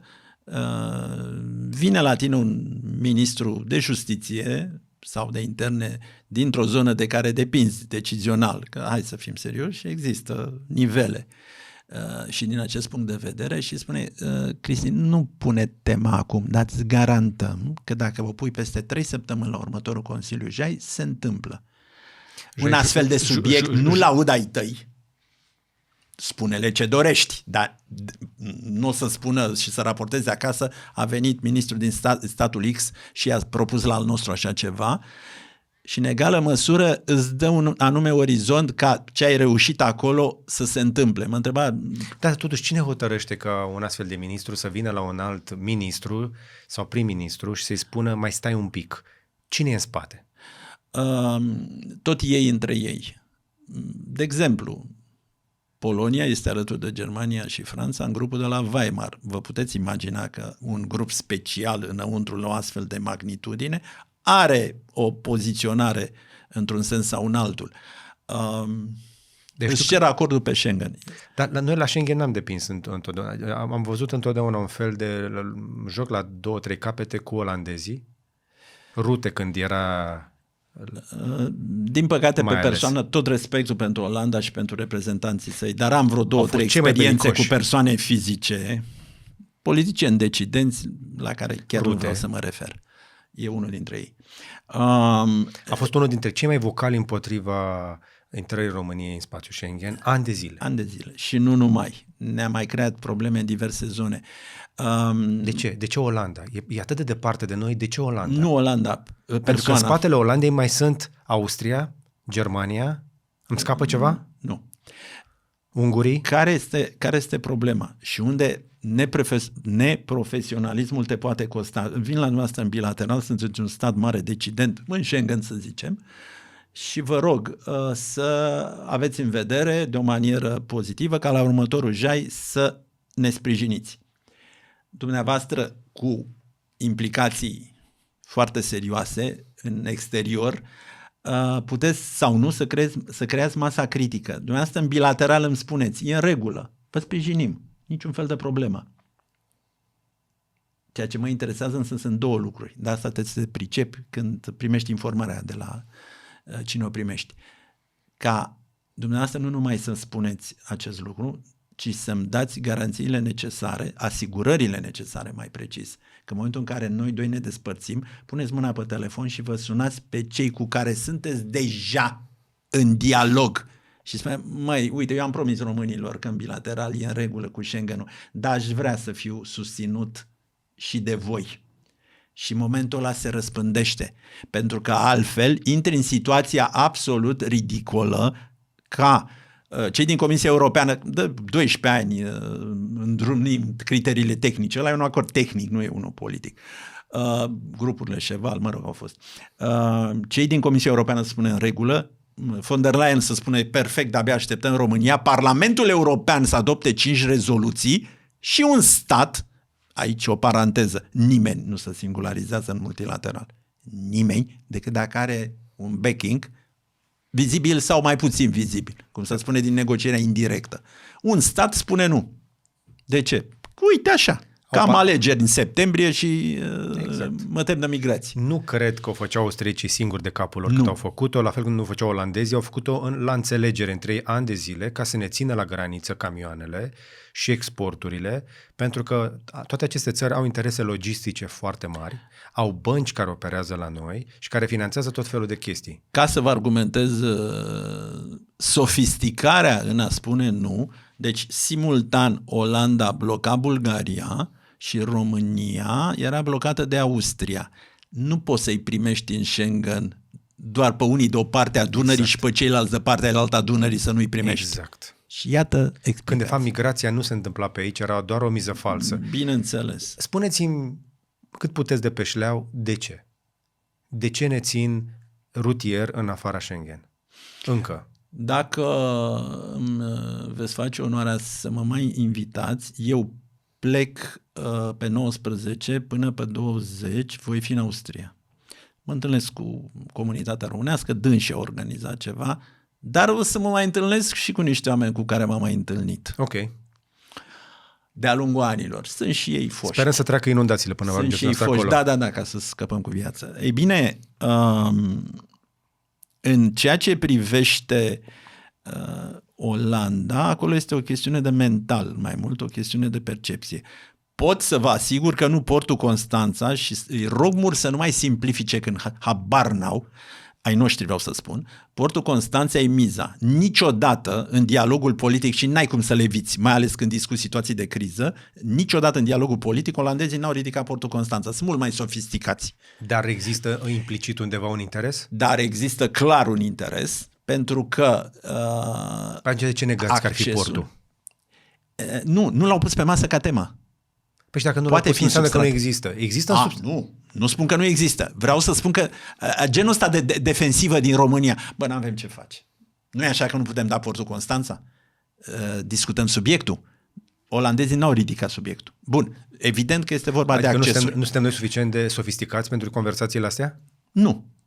Iertați-mă, nu vreau să consider de acord, că... Nu mi-o luați ca o aroganță. Vreau să vă răspund direct. Vă rog.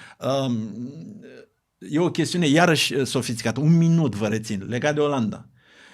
Mecanismul de cooperare și verificare, cum bine știți, în 1 ianuarie 2007 noi intrăm în Uniunea Europeană, noi și bulgarii, cu un asterix, controlul pe justiție, etc. Mecanismul avea atunci, în 2007, o clauză de salvgardare. În ce sens? Dacă prin constatările MCV-ului România ieșea din parametrii statului de drept, puteau să-i suspende dreptul de vot și banii.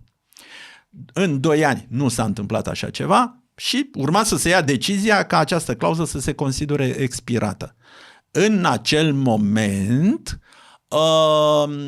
Olanda s-a singularizat la fel cum fac austriecii pe Schengen și a spus nu, să continuăm clauza. Exact.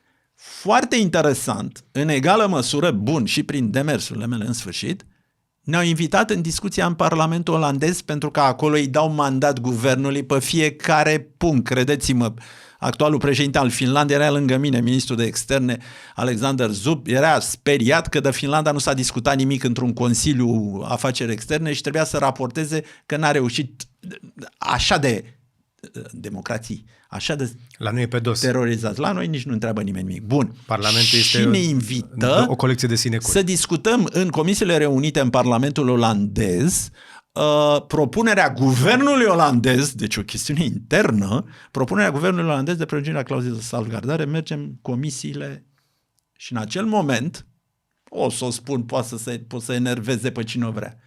În discuții, sigur, am ajuns până la urmă de la prezumția de corupție aia indefinită, dar de neschimbat, în anumite momente, în legătură cu România, dar am ajuns și la fondurile offshore ale unora din Olanda. S-a discutat, au fost suficient de open-minded din acest punct de vedere. Dar la un moment dat, reprezentantul unui partid politic ne-a insultat personal. Nu vreau să reiau ce a spus, acela se numea Geert Wilders, care acum a câștigat alegerile în Ne-a Olanda. făcut cumva țigani. Nu vreau, îmi permite să nu, nici să nu infirm, nici să nu confirm.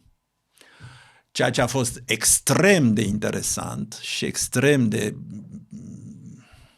când mi-au tradus, președinții de comisie i-au dat afară din sală, olandezilor. I-au dat afară din sală. Deci, de aceea v-am dat acest exemplu. Apropo de un anumit tip de proporții, raporturi care trebuie asta înseamnă. foarte sofisticat să te uiți la Asta ele. înseamnă să știi engleză și să te duci acolo să negociezi cu ei și să ai tupeu să-i privești în ochi și să negociezi cu ce ai tu, nu de la egal la egal, dar cu ce ai tu să pui pe masă și să-ți... Pentru că ce al tău. există această disponibilitate. Ideea de a te delimita frustrat de ei nu te ajută cu nimic, chiar dacă ai o problemă. Când au intrat pe urmă în plen, după 12 ore de debate, când au intrat în plen, au votat ca această clauză, ca Olanda să se alăture consensului. Deci Adică am câștigat noi împotriva guvernului olandez în parlamentul lor. Democrația funcționează. Exact. Dar trebuie să o folosești. Exact. De aceea am insistat pe această chestiune de nuanță. Democrația e cea mai mișto sculă, dar trebuie folosită. Și, cum să spun, uneori de o manieră ușor asertivă. Până la urmă, iertați-mă, jucăm pe interese. Că jucăm între parteneri sau cu neprieteni, România n-are dușmani, slavă Domnului. Asta e altceva. Dar are prea puțini prieteni. Nu are dușmani, dar nu prea are prieteni. Da, mai ales în momente de inflexiune. Exact. Atunci ai nevoie. Ne-ai ieșit ceva pe diplomație în ultimii 5 ani? Serios? În ultimii 5 ani, știu, poate mulți vor spune, nu contează acest lucru, da, ne-a ieșit faptul că în continuare suntem predictibili. Adică din punct de vedere al percepției partenerilor noștri nu s-a schimbat nimic. Nu ai coborât Ungaria. Ok. Deci nu ne-am dus nici către Rusia. Nu. Nu ne-am îmbunătățit foarte mult standing-ul, suntem cam acolo. Suntem cam acolo. Deci în momentul în care îți face analiza, în momentul în care e o bilaterală cu cineva din NATO, cu americani, cu cei determinanți din multe puncte de vedere, în fișa lui scrie așa: ce mesaje se transmit? 2. Ce mesaje nu se transmit?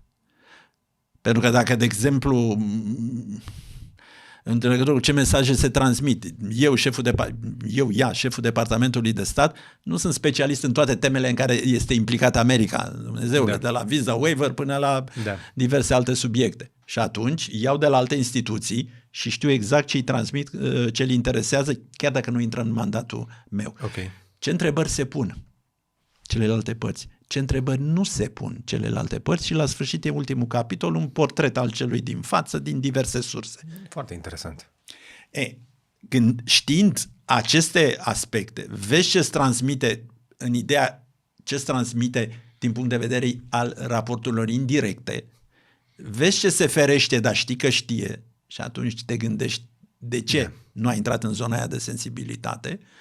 Întrebările presupun de regulă o motivație a lui. Întrebările sunt de fapt interesele lui. Okay. Și întrebările care nu se pun sunt zone în care e mai bine să nu intri nici tu ca să n-ai aspecte de colizie. M-am lămurit că sunteți excelent pentru partea asta. Nu s-a schimbat nimic. Rămâneți un foarte bun profesionist și totuși ce ați face în primul CSAT? Aș face strict ceea ce intră în parametrii constituționale ai președinției. Bun. Care sunt acești parametri? Avem o problemă cu discuții de ani de zile în legătură cu funcționarea sistemului judiciar? Da. Conform legii, președintele României poate participa la ședințele Consiliului Suprem al Magistraturii pe care le prezidează. Deci intri în pe care poate să o facă dacă se trezește și vine la serviciu. Exact. Nu știu câte exemple puteți să-mi dați din ultimii ani.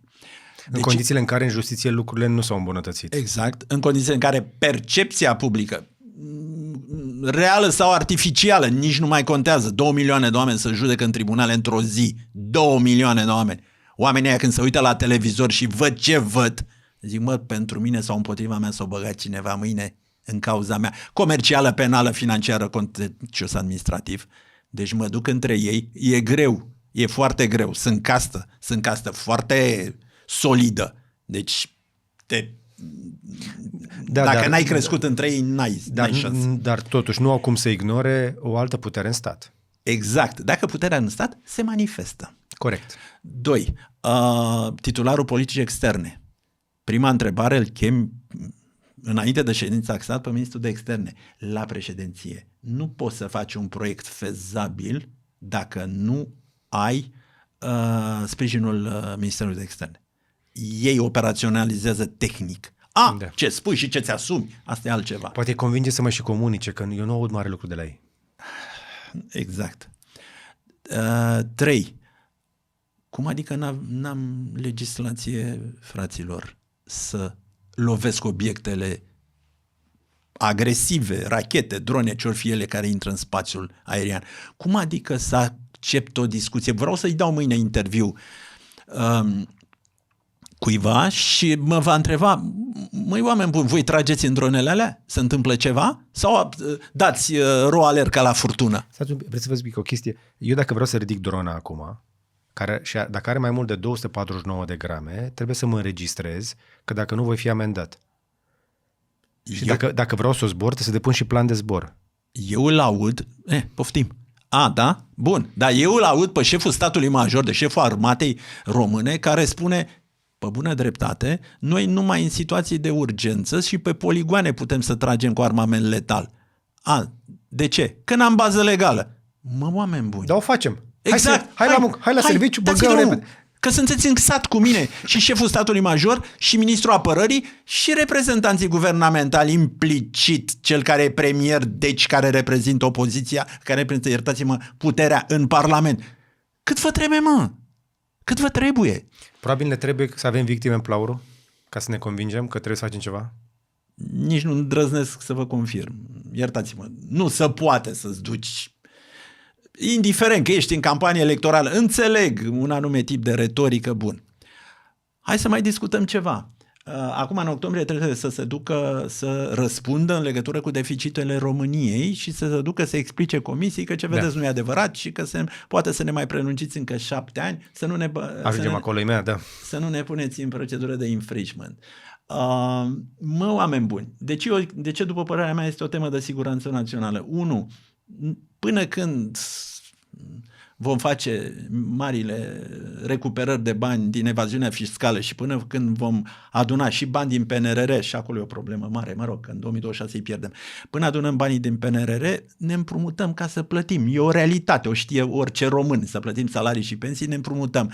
Dacă ăștia ne pun în procedură de infringement, asta înseamnă că ajungem în situația să ne împrumutăm cu dobânzi până la cer. Bine, nu le plătim noi, le plătesc copiii noștri. Nu, deja le plătim noi, că multe din împrumuturile statului român sunt pe un an sau 2. Exact, că sunt pe termen scurt. Sunt pe termen scurt și la dobândare de 8. Exact. Oameni buni, din punct de vedere al siguranței cetățeanului, cu ce vă duceți și cum rezolvăm negocierile? Cine negociază cu cei de acolo? Și apropo, dacă tot este vorba că veniți aici la Consiliul Suprem de Apărare a Țării, am o întrebare, nu știu, vă rog să mă contraziceți, poate fi o întrebare lipsită de sens.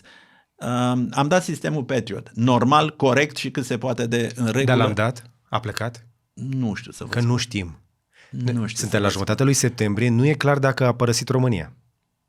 Vă cer din poziția de președinte să-mi precizați dacă prin această donație, repet, pe care o consider absolut normală, 1, ceea ce ați spus atunci când ați anunțat donația, se acoperă, și să am o informare pe masă, se acoperă din punctul de vedere al securității României. Deci nu mi-ai diminuat securitatea României. Dacă tot vorbeam de deficit acum o jumătate de oră, am dat 1,02 miliarde de dolari pe acest sistem Patriot. Dar deficitul nostru e mult mai mare. Dar de ce nu mi-l scazi din deficit? Poate fi o variantă. V-am mai auzit spunând chestia asta, poate fi, dar e mărunt. De acord. Noi suntem unul dintre, și acum mai suntem un pic pe economie. Nu vreau să vă țin foarte mult, dar cred că trebuie să atingem și chestia asta. România este, slavă Domnului, unul dintre tigrișorii Europei la creștere economică. De ani de zile supraperformează. Dar nu știu cum reușim, că noi tot creștem Și cu toate astea ne adâncim deficitul. Angajăm în permanență la stat, nu ne ajung banii de salarii și pensii, deși noi avem creștere. Da.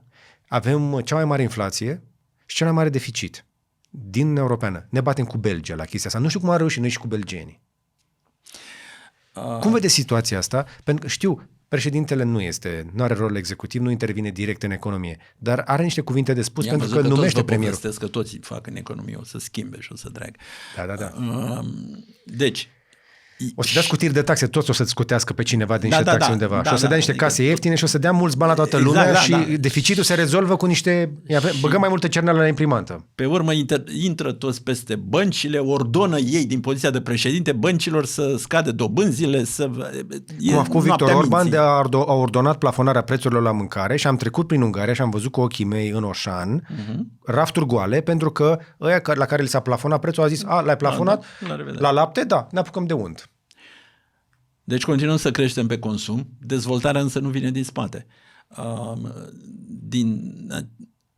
Evident, creștem pe inflație, cum bine știți, dar repet, la mandatul președintelui.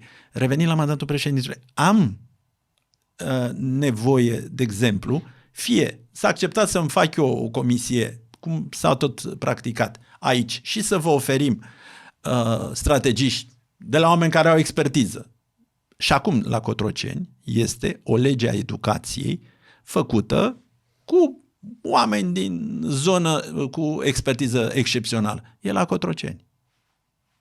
O lege a educației. Nu știu, poate nu e bună. România educată? Aia cu România educată? Nu. O lege de pe vremea noastră. Încă o lege? Da. Dar tot timpul apare câte o lege a educației. Uite, asta n-apare. Credeți-mă, o știu și este și ce e în ea? 2. Un anume tip de strategie. Ieri m-am întâlnit, mi-am asumat riscul să mă întâlnesc cu fermieri din sud-estul țării. Riscul de ce? Evident, pregătirea domniilor lor și expertiza erau mult superioare celei pe care o aveam eu. Și i-am întrebat de fondul de risc. Fondul de risc însemnând până la urmă, 3% din venituri care merg de la ei, sprijin european și cofinanțare de la guvern. Din astea 3, care s-au implementat? Aia 3% pe care i-au luat de la noi. Și am pus întrebarea standard pe care probabil orice jurnalist ar pune. Aveți o strategie pe agricultură? Nu știu, una mare. Care să răspundă la subvenții, la toate problemele legate de... Nu. Cum adică? N-aveți un program?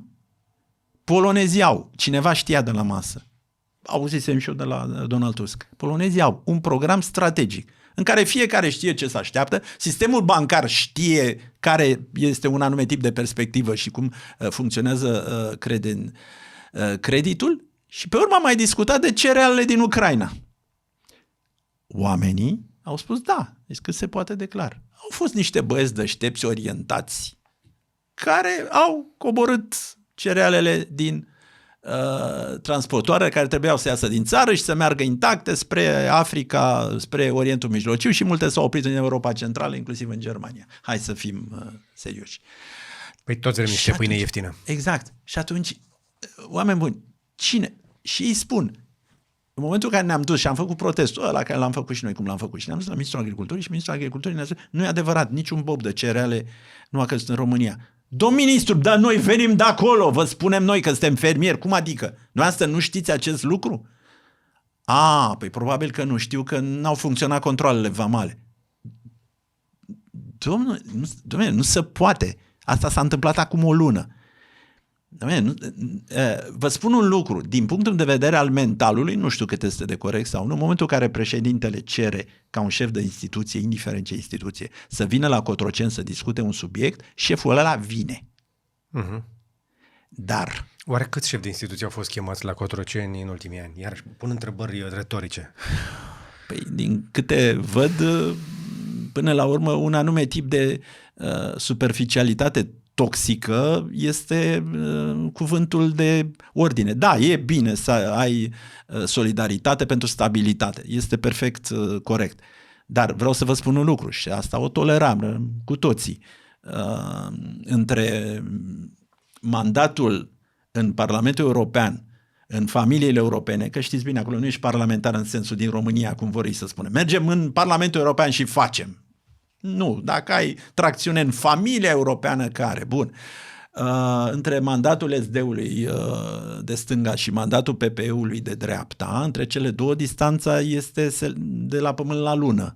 Ei, în România ei au putut să stea împreună. Păi ce mandat asta, mă, fraților, împreună? Nu i-a întrebat nimeni, din păcate. Pentru că atunci când s-au dus în alegeri, au promis fix opusul. Exact. Da? Klaus Iohannis în alegeri a spus că fără PSD Exact. a ajuns la putere și a adus PSD-ul la putere. E atât de simplu. Așa este.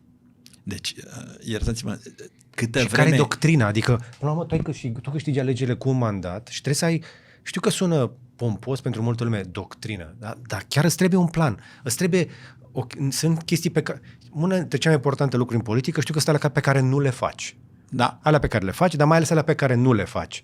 Care sunt limitele? Pentru că nu ți se cere socoteală pentru ce nu faci, că omul nu știe Exact. ce ți-ar presupune să faci și nu faci. Și care e doctrina? Eu nu știu care e doctrina acestui guvern, în afară de a promite că termină niște autostrăzi pe care nu le termină, de că mărește niște pensii și niște salarii, dar eu nu înțeleg care e master planul, care e direcția? Nici eu nu. Cum poți să fii, uitându-te la retorica dintre reprezentanții celor două partide, cum poți fi și la putere și în opoziție în același timp și să o și explici public? Da. E fabulos. Da. Cum poți să iei o decizie privind pensiile, în regulă, bun, și din punct de vedere al acoperirii morale și a faptului că n-ai indexat cu inflația până acum, dar e clar un mesaj politic, și să-i trimiți omului acasă, nici nu are importanță care e explicația, să-i trimiți omului acasă o hârtie privind recalcularea pensiilor cu 2 pensii.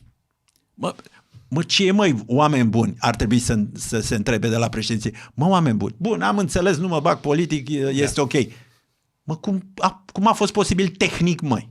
Din punct de vedere tehnic, am avut la interviu oameni foarte deștepți din blockchain, din tehnologie de foarte multe feluri și mi-au spus că toate problemele de felul ăsta, tot ce înseamnă guvernare, guvernanță, administrație, toate pot fi automatizate, toate pot fi rezolvate cu tehnologie și se pot rezolva orice. Nu există problemă care să dureze mai mult de 6 luni de rezolvat. Înseamnă, așa cum bănuiam, neavând nici pe departe această expertiză, înseamnă că este o chestiune de voință. De ce este o chestiune de voință? Știți cum se fac bugetele? Iarăși, care se promovează ca orice lege, inclusiv de președinte. Fac o paranteză. Președintele are vreo 7, 8, 10, nu mai știu cât sunt acum, oameni care se uită la actul normativ, pentru că, mă rog, constituțional, îl propun actul spre promulgare, întoarcere la Parlament, mă rog, sesizarea Curții Constituționale, în sfârșit. Mi-aș dori, eu aș ști să-mi asum, dar, mă rog, mi-aș dori acel președinte care nu ia numai expertiza celor care îi trimit spre promulgare și el semnează ce îi propun respectivii. De ce eu spun asta? Am condus cancelarea prezidențială, că am știut cum se întâmplă în mațele sistemului. Mi-aș dori un președinte care la un moment dat să aibă propria evaluare, că el semnează. Având propria evaluare, măcar o discuție cred că merită. Propria evaluare? În legătură cu un act normativ. Cum? Cu o lege. Cum să o facă? Poate eu simt că ar trebui returnat la Parlament. Ai mei au propus să fie promulgat. Această dilemă aș putea să o rezolv cu decidentul din Parlament. Repet, nu-i credeți pe aia care spun că vor impune politici într-o formă sau alta. Nu vei reuși. Poți să-ți arăți nemulțumirea și majoritatea să spună... Ok. Complicat. Haideți să simplificăm un pic. Noastră, din punct de vedere doctrinar, ce fel de economie vă doriți? Cum vreți să se creeze valoarea în România? De unde ar trebui să vină? Cu implicarea cât mai limitată a statului și în egală măsură cu implicarea statului în a apăra drepturile cetățenilor. Și aici mă refer inclusiv la cele care țin de natura economică. Iată, a doua zi la Cotroceni, un program strategic pentru agricultură. Nu știți să-l faceți? Uitați-vă la polonezi. Ok. Eu îți transmit acest mesaj pe care îl transmit și public. Deci un stat minimal? Vă considerați liberal de dreapta sau libertarian? Nu, mai degrabă liberal-conservator. Deci nu cred în modificări dramatice peste noapte. Nu cred. De ce? Mi le-aș dori pe multe dintre ele. Dar vreau să vă spun ce este fezabil, nu ce înseamnă campanie. Cu toate astea vin niște schimbări importante. Deficitul acesta în care noi suntem, cu siguranță va deveni deficit excesiv. Da, clar. 2025 va veni cu o notă de plată usturătoare, mi-a confirmat-o și Mircea Joană. Elena Lasconi spune că se așteaptă la fel. Bugetul de asigurări sociale va duce deficitul foarte sus. Și atunci este clar că vom intra într-o etapă în care gaura este atât de mare încât ceva trebuie să se întâmple și să ne ducem cu mâna întinsă pe la, Fondul Monetar Internațional, parcă mi-am aminte de anii 90, să ne ducem cu mâna întinsă să ne refinanțăm încă o dată datorile ca să facem ce la schimb. Ați fi pentru privatizarea companiilor nerentabile din portofoliul statului? Categoric. Mai mult decât atât, Fondul Monetar, Banca Mondială și Comisia Europeană, în 2008, când a fost criza datorilor suverane, la un moment dat am participat la negocierile memorandumului de înțelegere, în baza căruia, s-au adus 20 de miliarde de bani în România, care au mers la trezoreria Băncii Naționale, știți bine, ca să susții sistemul bancar, pentru că altfel de unde bani să investești. Unu, îți aduc în negocieri teme care de multe ori n-au absolut nicio legătură cu ceea ce negociem. Adică? MCV-ul. Și l-am întrebat pe ce departe. Doamne, nu te supăra, ce meserie ai? Funcționar Banca Mondială. Sunt jurist. Și eu tot jurist sunt. Baza legală pentru acest memorandum versus baza legală pentru MCV sunt două lucruri total diferite. Cum putem să le unim? Ca și condiționalitate. Și a doua, nu există înțelegere cu Fondul Monetar fără condiționalități. Atunci, dacă vrei bani cu dobândă mică și bani mulți, iei niște decizii. Trebuie să iei niște decizii, pentru că oricât de mult am comentat noi despre Banca Mondială, Fondul Monetar Internațional, Oculta, Noua Ordine Mondială, toate prostiile astea, în realitate, ca să nu colaboreze cu FMI și cu Banca Mondială, statul nostru, în momentul să se îndatorează pe niște dobânzi foarte mari de pe piața liberă sau de la cetățeni, că am văzut și titlurile de stat pe care le-a tot scos, și pentru fiecare, 1 milion pe care îl ia până la anul, trebuie să vină cu 1 milion și încă 80.000 în plus. Aia 80.000 de euro trebuie să-i producă cineva în țara asta. Și o să avem o problemă cu a mai găsi destui oameni care să producă mai mult decât consumă, pentru că noi nu reușim în foarte multe locuri din țara asta să producem mai mult decât consumăm. Și asta se întâmplă în primul rând în companiile de stat, care sunt căpușate de sinecuri și de oameni puși politic. Suntem de acord? Absolut de acord și de aceea spuneam descentralizarea maximă și mai adaug aici. Adaug argumente rele, din păcate. Asta le cunosc eu. 1. Când se constituie bugetele în Parlament, ai costuri și cheltuieli. La capitolul cheltuieli e liber, că acolo avem nevoie de majorități politice, nu-i așa? La capitolul bugeturi, venituri pentru buget, de regulă se adaugă teoretic, fără o cifră clară, economia gri și cum vom recupera noi din economia gri și fondurile europene, fondurile de coeziune, mai nu PNRR-ul. Deci, când se face balanța venituri-cheltuieli, ai o expectație de o parte și cifre foarte concrete de partea cealaltă. După care constatăm că nu s-a întâmplat și a crescut deficitul. Și noi ce să ne împrumutăm? Exact. Asta e economia României astăzi când vorbim. Băi, atât de simplu și din nou, simt că este o barieră de înțelegere la marea masă. Cei mai mulți oameni nu înțeleg diferența între aceste două chestii. Este atât de simplu. Se bugetează pe optimism și când te lovește realitatea, te ajută să te împrumuți încă o dată. Și cauți justificări de...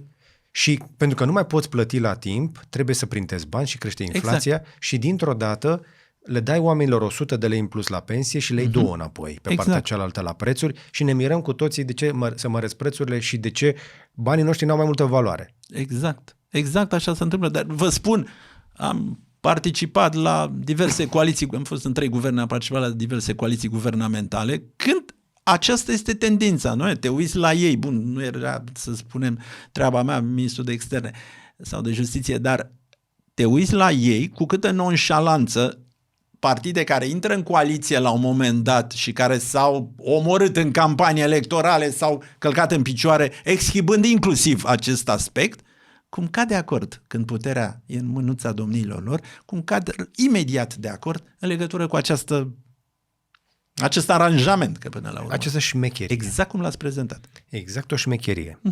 Am un pont pentru tine. Am listat pe gv.ro cele mai mici, dar potente încărcătoare cu USB-C compatibile cu orice telefon sau tabletă. Sunt extrem de ușoare și compacte pentru că folosesc tehnologia GaN și vin în cel puțin 4 variante, de la 20, 30 de W și chiar 45 de W cu 2 porturi. Iar pentru mașină l-am ales pe cel mai puternic, la numai 130 de W, ca să poți să-ți încarci și laptopul, dar și 2 telefoane în același timp. Caută-l pe gv.ro pe cel care ți se potrivește sau alege unul din pachetele cu reducere împreună cu cablurile noastre deja cunoscute și rapide de la LinkU. Dați niște exemple de companii de stat pe care le vedeți scoase la vânzare. Poate nu la vânzare, n-am expertiza clară pe companii, dar în ceea ce privește expatrierea veniturilor și ceea ce câștigă în România, aici cred că se poate interveni imediat. O poți interveni inclusiv din perspectiva unei presiuni politice. E elaborat ce spun... Nu, mă refer la companii românești. Companii de stat. Companiile de stat? Păi, o discuție în legătură cu companiile de stat care îmi ridică deficitul până la cer de 20-30 de ani, începând cu lignitul și cu cele care țin de cărbune. Pe de altă parte, ne intrând nici în spinul decarbonizării de o manieră și acolo trebuie să joci politic, pentru că se va ajunge la acest aspect. Reprezintă, după părerea mea, o prioritate, repet, pentru mandatul președintelui. Ok. Deci pe partea de resurse... Pe partea de resurse, în zonele, m-aș uita foarte atent în zonele care țin de infrastructură, pentru că am o responsabilitate inclusiv strategică la infrastructura mare. 2. Mă uit la modul în care se negociază cu aceste companii, pentru că strict, repet, în mandatul președintelui. Pentru că am auzit un zvon, e drept de la nenorociții de occidental care ne vor colonie. Noi ne-am dus, de exemplu, când au negociat PNRR-ul, cei care s-au dus să negocieze au dat la o parte, de exemplu, misiunea diplomatică de la Uniunea Europeană. N-aveau nevoie de ea care toată ziua stăteau să discute lungimea cuiului în Uniunea Europeană. N-aveau nevoie. Au venit ei că le știau pe toate. Și au ajuns la un moment dat la negocierea a 2 teme pe care nu le vroia nimeni la finanțare în PNRR din Europa. Infrastructura mare și marile irigații. Pentru că nimeni nu mai are nevoie, cum bine știți, de infrastructură mare și mari irigații. Se pare că cel care, poate m-a mințit occidentalul, paranteză, negocierea pe PNRR și nu numai, se face între partea care cere și în fața ta ai niște funcționari, deci nu ai birocrația Uniunii Europene, nu ai decidentul care să poată face compromisuri. Și îl întreabă irigații, bun, s-au uitat între ei, are sprijin politic în spate? Nu, că tema nu mai e politică pentru nimeni, că nu mai interesează. Ok, de unde luați apa? Și reprezentantul României a spus, mutăm Albia Râului. Și în momentul ăla a sărit ăla de la climă și a spus, nu, așa ceva nu se poate. Pentru că noi avem discuțiile privind... Noi de dragul un pic de energie am făcut microhidrocentrale prin toate rezervațiile. Exact. Păi nu te avem și gândi, prostii. Când te-ai urcat în avion, care va fi răspunsul când tu ai un anume tip de cerere? Exact. Pe de altă parte, avem și chestii de 2 lei, cum ar fi banda de bagaje de la Otopeni. Ați fi pentru privatizarea aeroportului? În condițiile în care reiau traficul pe marile capitale pe care l-au închis, nu știu de ce, în condițiile în care fac o curățenie în ceea ce privește corupția, pentru că apar tot felul de semnale, mai mici sau mai mari, în ceea ce privește de la duty free-uri până la restaurante, ca să nu mai vorbesc de aceste aspecte, și în condițiile în care privatizarea e una strategică. Până la corupție, haide să reparăm aerocondiționarea de acolo. Bun, ok. Și benzile la noi pe care le-au pus, am venit eu într-o noapte, din 3 benzi mergeau una și erau 3 zboruri băgate la o singură bandă. Și în condițiile în care... așa alea deja săreau. Da, e bun. Și în condițiile... Deci pentru noi e un obiectiv strategic, așa că privatizarea trebuie să respecte, din perspectiva mandatului președintelui, să respecte și să sporească potențialul strategic al României. Până la potențialul strategic, încă o dată, capacitatea e depășită de 2 ori. Se vede clar când, dacă ar fi aeroportul meu și aș vedea că în loc de 7 am 14 milioane de pasageri, mai fac un terminal. Da? Statul nu are nimic în plan de genul ăsta. Are doar niște studii de fezabilitate, niște planuri îndepărtate și niște parcări la nivelul solului, în afară de parcarea de la sosiri supraetajată, toate celelalte sunt la nivelul solului, în jur, în Otopeni, Sunt 10 de parcări cu ziua pentru cei care vin cu mașina la aeroport, pentru că infrastructura este proastă către aeroport, este încă unul dintre motivele pentru care se gâtuie iarăși traficul și este doar un exemplu.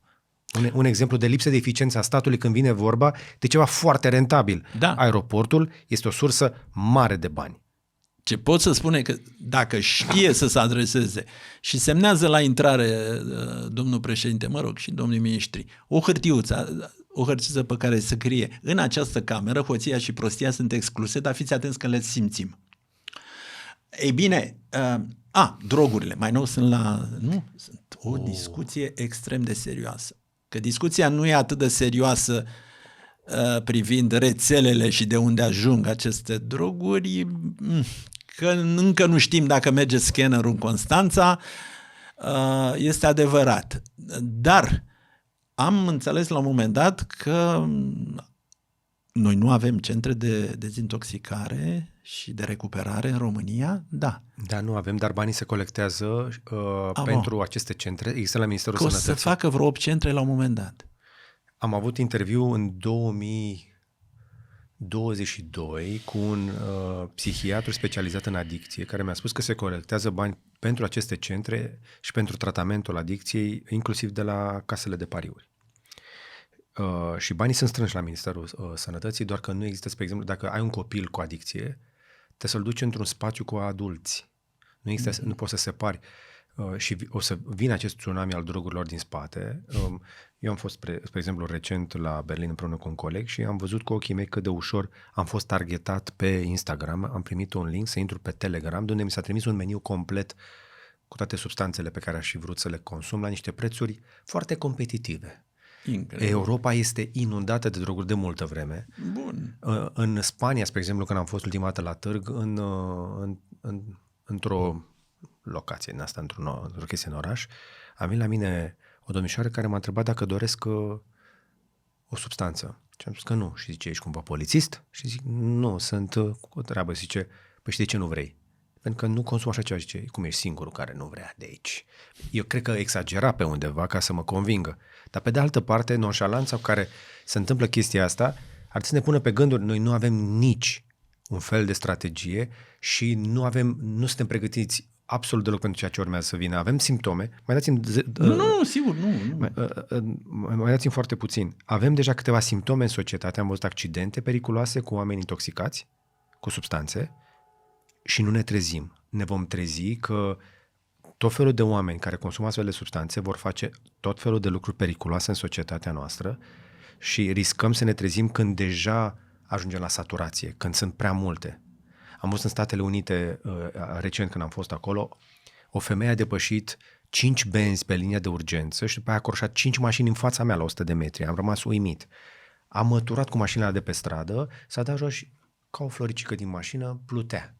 Era sub influența, probabil, cine știe, fentanil sau cine știe ce mai era, că și acolo este toată lumea civilizată, unde există un pic de prosperitate, este plină de droguri, iar România nu mai e o țară săracă. Faptul că noi nu vorbim suficient și nu luăm măsuri, nu înseamnă că nu avem. Mi-aduc aminte, în 2003 am fost unul dintre jurnaliștii acceptați la Brigada de Combatere a Crimei Organizate, unde se făcuse un grup special pentru lupta împotriva traficanților de heroină. Se lucra cu foarte puțini polițiști pentru că cei mai mulți, cei care lucrau în brigada asta nu aveau încredere în polițiștii care erau deja la post. Eu pot să spun că am fost acolo și am văzut cu ochii mei. Se lucra cu oameni aduși de prin țară, de prin alte instituții, dar se făcea performanță. Se săltau traficanți aproape zilnic și s-a curățat piața. România acum este o țară care vine după 20 de ani în care nu a avut o problemă cu drogurile, pentru că noi în 2003, 2004, 2005 am făcut curățenii. Da, așa e. Ce îmi spun mie polițiștii din sistem este că noi am făcut o chestie bună atunci. Am scos heroina, care era absolut foarte periculoasă, extrem de adictivă, dar nu am recuperat bani de la traficanți care s-au dus în imobiliare. Nu m-aș feri. Campanie, necampanie, haideți să o lăsăm, că sunt lucruri mult mai importante. Nu m-aș feri de cuvântul represiune. Iertați-mă. Bun, prevenția, sigur, toate sunt în pachet, educația, ce. Nu m-aș feri de cuvântul represiune și vă dau imediat un argument. Resursa, ce mai știu eu instituțional, o avem. Și atunci unde e problema? Am mers într-un program, la un moment dat, eram cu 2 generali în rezervă din Ministerul de Interne, am fost într-un program în școlile din București. La un liceu din centrul Bucureștiului, întreb la un moment dat, care dintre voi după ce terminați liceul, era un ultim an, care dintre voi după ce terminați liceul, vreți să plecați în străinătate? Din 47 am numărat în sală, 45 au ridicat mâna, da, vrem să plecăm. Am mers la un liceu în sectorul 5, punând aceeași întrebare, aproape au sărit la noi, cei din clasă. Și am întrebat profesora după aceea, să n-audă de străinătate, numai niște nenorociți ăștia în Occident, numai... Păi, aveau 16 ani. Și am întrebat pe profesoară, doamnă, dar ce e cu ei? Păi, marea lor majoritate sunt din familii cu situații economice precare și au lăsat acasă cu un unchi, vai de mama lui, sau cu o bunică, săraca nu mai poate să...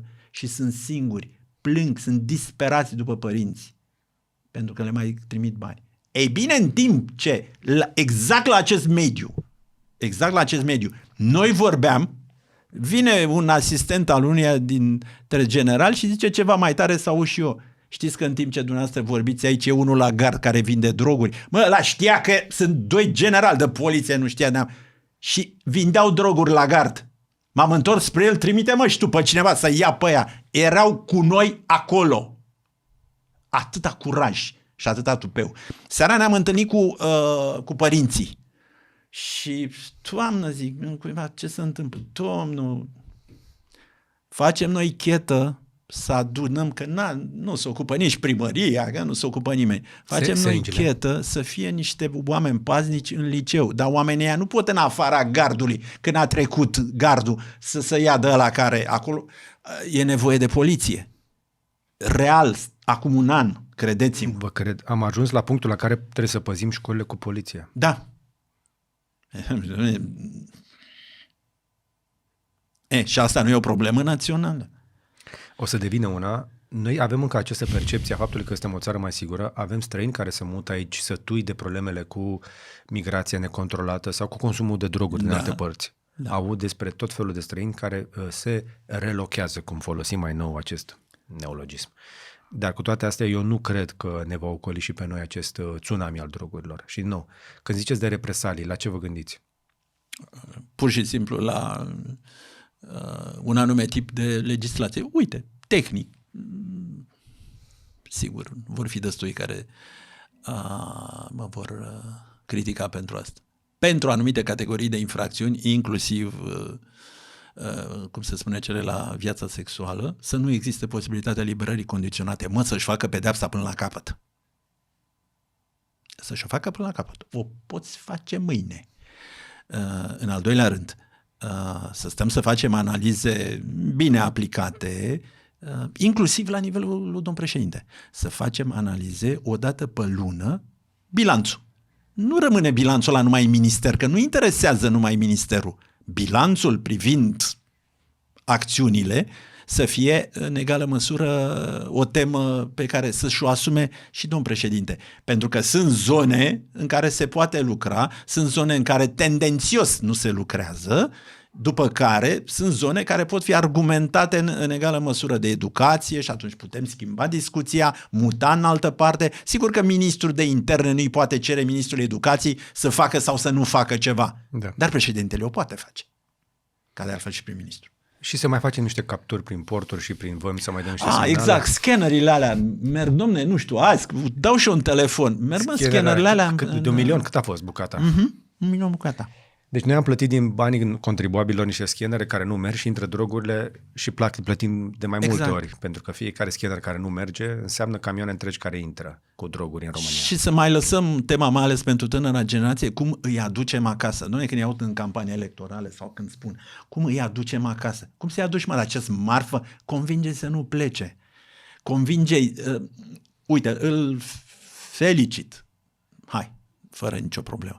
Pe Ciolacu pentru acordul bilateral cu Spania în ce privește dubla cetățenie. De ce?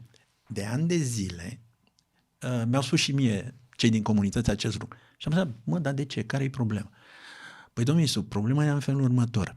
Noi nu vrem să ne rupem inclusiv legătura juridică cu țara, dar aici avem un nume. În business, putem avea în politică, în administrație, vrem să fim în armată, vrem să fim și noi luați inclusiv în structuri instituționale. Avem nevoie de cetățenia statului, că nu se poate altfel. Nu i-am întrebat, dar vă dau cuvântul meu de onoare, că niciunul n-a spus, dar ne-am gândit până la urmă să renunțăm la cetățenia română, că să rezolvă mâine. Nu.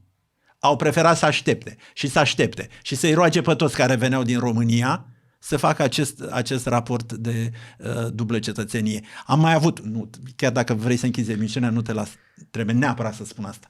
Dar nu am avut un mare efort în legătură cu acest tip de retorică, în perioada de aderare, cu acest tip de retorică. Bun, instituțional, legalmente vorbind, vă aliniați la standardele europene, mai ales. În NATO a fost mai simplu. Mai ales la standardele europene. Dar până o să ajungă poporul din urmă, sistemul de valori și standarde, o să mai treacă ceva timp. De aceea acceptați MCV-ul, eu nu l-am acceptat, l-au acceptat cei după mine, dar nu i-a pus. MCV-ul a fost lesa aia prin care noi eram controlați la justiție, exact. Că nu eram aliniați. Exact. Care practic îți încălca suveranitatea, cu toată dragostea, că n-ai voie, nu se poate. Nu că am avea noi o justiție performantă. Nu. Dar vorbim strict politic. Și am intrat, deci la un moment dat în această discuție, rămânând prieten cu oameni care mi-au ridicat acest subiect. În sistemul bancar, în sistemul militar și în sistemul diplomatic, oamenii nu se uită între ei, chit că nu mai au funcțiile. Și când am văzut în granița cu Ucraina cum se ducea românul cu un sandwich și un pahar cu apă, puteți să mă judecați cum doriți. M-am pus pe telefoane. Vă place, mă? Poporul român nu e obișnuit cu migrația rapidă, pentru că nu avem geografic poziționarea. Da. Instituțiile n-au intervenit în niciun fel. S-au urnit cu greu. S-au urnit cu greu. Instinctual s-au dus să ajute pe acei oameni care fugeau de război. Când era coridorul balcanic și când trecea prin niște state prietene și partenere în Uniunea Europeană și în Alianța Nord-Atlantică, eu vedeam la televizor niște scene de-a dreptul cu oameni alergați pe câmp. Inclusiv în Ungaria. În Ungaria, exact. Cu oameni alergați pe câmp. Cum mai e, cu poporul care nu ajunge din... Noi nu avem noi începem să avem în marile orașe o grămadă de imigranți care fac tot felul de munci și eu nu am auzit de conflicte cu ei. Exact. Nu am auzit de delimitări de tot felul, rasiale, cum se întâmplă, mă iertați, de o manieră de-a dreptul în toate țările europene agresivă. Mari. Da. Pentru că sunt foarte mulți care spun că oricât ai sta aici, nu o să fii niciodată de aici. Da. Și se întâmplă la fel în Austria, se întâmplă și în Olanda, se întâmplă și în Anglia, se întâmplă peste tot, în Germania, toți românii care au ajuns acolo. Adică, eu cred, din interacțiunile mele cu nemții, ei au început să-i accepte, să-i tolereze, să-i accepte mai bine pe români abia după ce au văzut migrația din Nordul Africii. Că și-au dat seama că românii ar fi ceva mai... Exact. Mai europeni. Fără a elabora, practic noi liberalizarea circulației am avut-o în 2001-2002, când, după 11 septembrie 2001. Era nevoie de forță de muncă, mă rog. Evident. Bun, deci, din această... Iertați-mă, mai am un exemplu. Mi-ați adus aminte de Ungaria. Gara Palmira, mă rog, în gara Keleti, 2 arheologi de la Palmira, refugiați din Siria.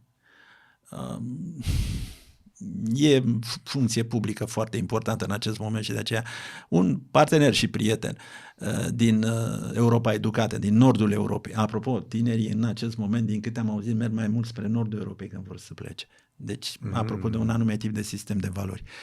Și mă sună respectiv, Cristi, te rog frumos, vrem să-i găsim pe acei 2 oameni, să le facem cât un institut fiecăruia, pentru că sunt arheologi de o extraordinară valoare. Dar cum îi găsim? Păi, mă rog, aveți o istorie fino-ungrică, hai, ca să fie clar. Aveți o istorie, pe mine mă întrebați? În sfârșit, vorbim noi la externe, își pun consulară pe piept ca să intre între ei, erau săraci acolo. Până la urmă i-au găsit pe cei 2. Noi i-am găsit pe cei 2. În Budapesta. Exact. I-au luat la ambasadă și i-au dus și, sper că sunt niște oameni trecuți de 70 de ani, erau disperați, vă dați seama. Așa că, apropo de valori și, fără să populisme ieftine, pot să dau exemple apropo de atitudini, cum să vă spun. Dacă mă întrebați acum, zi-mi direct așa cine ne-a băgat în NATO, v-aș spune că, pe de o parte, contextul, iar pe de altă parte, armata. Care armată? Armata română. Am primit eu, că s-a nimerit, o notă verbală privind participarea la coaliția de voință împotriva terorismului ce organizau americanii în momentul în care s-a activat articolul 5, știți, pentru prima și singura oară.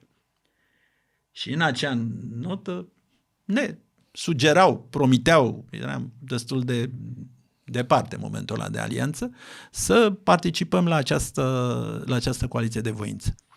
La această coaliție de voință, da, în Afganistan. Și la această coaliție de voință, bineînțeles, primul semnal era către armată. Okay. Era o chestiune de semnal, nu neapărat de potențial militar, că, știți bine. Vreau să vă spun că a reacționat armata română, nivelul decident, impecabil, având în vedere. Noi nu mai participăm la războaie, să te duci pe teatre de operațiuni, totuși nu e o chestiune pe care o organizezi peste noapte. Da. 2, să trimiți cu soldatul din Vaslui sau caporalul de la Drobeta, turnul Severin, într-o regiune în care să deosebească între paștunii buni și paștunii răi. Și s-au dus, credeți-mă, și acolo și-au pierdut viața mulți dintre ei. Argumentul pe masă, din punctul nostru de vedere al negociatorilor, a fost unul extraordinar. 2. Ce a contat atunci în Alianța Nord-Atlantică a fost modul în care, știți că toate procesele astea de integrare presupun o decizie politică internă de reconfigurare, de a schimba anumite aspecte și trebuiau, sigur, ca decidenții în zonele instituțiilor de forță să fie niște oameni care credeau în vest și în lumea occidentală. De-abia de 10 ani ieșisem din comunism. În momentul ăla, partener de discuție era asistentul secretarului de stat al Statelor Unite, Bill Burns, care acum șeful CIA, că acolo lumea, Și în dialogul bilateral indirect, cum se spune, negocierea indirectă, acestea erau așteptările. Partea militară s-a complinit, dar vreau să vă spun că și din punctul de vedere al credibilității celor care ne-au reprezentat din perspectivă militară, am reușit ceva extraordinar. S-au dus 6 luni, un an și au făcut cursuri în Occident, în universitățile americane și din punctul de vedere al agendei duble, care a mai continuat ani buni după aia. La ce vă referiți când și la est și la vest. Adică?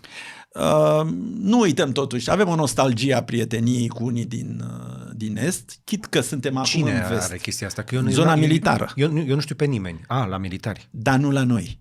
Aici vreau să fac diferență. Nu am avut niciun caz. Și noi îl știam primii în externe că decontam subiectul. Nu am avut niciun caz, nu vorbesc de trădare, nici măcar de relativizare a relației și a dedicării spre vest a militarilor români. Nu vă închipuiți cât a contat asta. Cu un asterisc. După ce ies din forțele speciale de la noi, se duc să muncească cot la cot cu Wagner în Africa, unii dintre ei. Acum, dar, pe de altă parte, ceea ce pot să vă spun este influența din zona toxică, din zona decizională. Okay. La noi a fost impecabilă. Impecabilă. Puteam să nu vă spun dacă lucrurile n-ar fi stat. O să revin un pic la asta cu Wagner, nu neapărat doar cu Wagner. Unii se consideră independenți. Nu e niciodată foarte clar ce se întâmplă în Africa. Am primit niște semnale din zona aia de la niște români care sunt acolo. S-au dus cumva... Au ieșit din forțele speciale de la noi, au spus că au fost tratați prost de țară și de armată și s-au dus să muncească, să facă, nu știu, action man prin Africa. Mi se pare însă destul de complicată situația armatei noastre, pentru că toată comunicarea de acolo ținută sub control, sub capac, nu se vorbește mare lucru, de la CSAT, de la cel mai înalt nivel, în jos. Nici pe ministrul apărării nu prea îl văd ieșind să vorbească, nu văd un purtător de cuvânt care să iasă activ, să lămurească situațiile de drone, spre exemplu. Adică cum ai în alte țări conferințe de presă în care se anunță chestii. O văd, spre exemplu, la ruși, o ai pe Zaharova, aia care este la toate ministerele afacerilor externe din toată lumea asta, au cât un purtător de cuvânt care transmite semnale, dar iese constant și vorbește. Cum îl cheamă pe purtător de cuvânt de la Maia din România? Că eu nu-l cunosc. Filip. Aș vrea să-l recunosc. Da. Să-i recunosc vocea, pentru că o știu mai bine pe Zaharova sau pe ăla de la chinezi. Da. Ați observat, alături de raționamentul dumneavoastră, ați urmărit, când am înțeles din întrebare, această a doua tentativă de asasinat a lui Trump într-o jumătate de oră, o oră.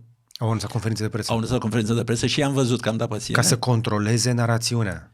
FBI, Secret Service, șeriful și Poliția locală. Poliția locală. Așa se face. Așa se face. Îți place, nu-ți place? Știu că nu e simplu. Nu e simplu, mai ales când ai toată informația, dar trebuie să ieși urgent și să comunici și noi avem această mare problemă, eu tot insist de fiecare dată. Cu toate astea, aș mai reveni un pic la armată. Am primit scrisori din interiorul armatei, nu le-am dat publicității pentru că nu mi se pare corect și moral, pentru că nu le pot valida. Dar vă spun așa, sub rezerva relativizării, că sunt probleme pe care oricum se știu din exterior, legate de lipsa apei la duș, lipsa echipamentului corespunzător, echipament foarte vechi, lipsa cartușelor, să tragem poligoane, aia cu pac-pac e reală, că se duc în poligoane și simulează că au tras. Da, sunt situații în care simulezi pac-pac, dar totuși militaria trebuie să aibă un anumit număr de cartușe pe care le trag ca să înțeleagă cum se trage cu arma aia, să aibă destule grenade sau cine știe ce alte echipamente pe care trebuie să le folosească și este în continuare lipsă de echipament, lipsă de ore de antrenament, soldele, hai să zicem că poate s-a mai liniat un pic condițiile, când trec pe centură, văd niște garnizoane pe lângă București, vezi așa prin pădure sau prin gard, vezi că parcă s-a mai schimbat un pic clădirile alea, le-au dat o spoială. A mai apărut câte o unitate de aer condiționat pe ele, nu erau înainte. Adică condițiile din armată de la noi nu sunt atractive și nu reușim să atragem destui oameni pentru cât nu asta ne-a spus la început. Sunt șanse mari să avem nevoie. Da. Revenind la povestea cu președinta României, iertați-mă, mă bucur că ați adus acest subiect în discuție pentru că, practic, nu prea se vorbește de acest aspect. De ce e important totuși să avem ceva în plus? De ce este important? 3 săptămâni, în caz de Doamne ferește, ne apărăm singuri. Există politica escaladării pentru a dezescalada. Am pățit-o eu în negocierea cu Federația Rusă. Adică? Știu că voi ajunge la masa negocierii la un moment dat. Și atunci împing situația din teren, adică faptul împlinit, cât mai aproape de dumneavoastră, ca să negociem în zona critică în ceea ce vă privește. Că dacă o țin la jumatea mesei sau o țin mai aproape de mine, în momentul ăla deja aveți ceva câștigat în teren. Adică una este să stăm așa, alta este să mor pe masă. Exact. Și tot va trebui să negociem pentru că suntem obligați amândoi. Deci, din acest punct de vedere, spun ceva antielectoral, în mod clar, dar este o realitate legalmente organizată în România, într-o stare de urgență, într-o stare de război, deci 3 săptămâni ești singur, până se epuizează. Fact-finding, mission, dialogul la telefon, relaționări de tot felul, etc., până vine armata să mă apere Alianței Nord-Atlantice, slavă Domnului că acum e mult mai poziționată ca acum un an. Dar mai e ceva. Din ordinul președintelui, până la 35 de ani, te îmbracă în uniformă. Hotărâți-vă.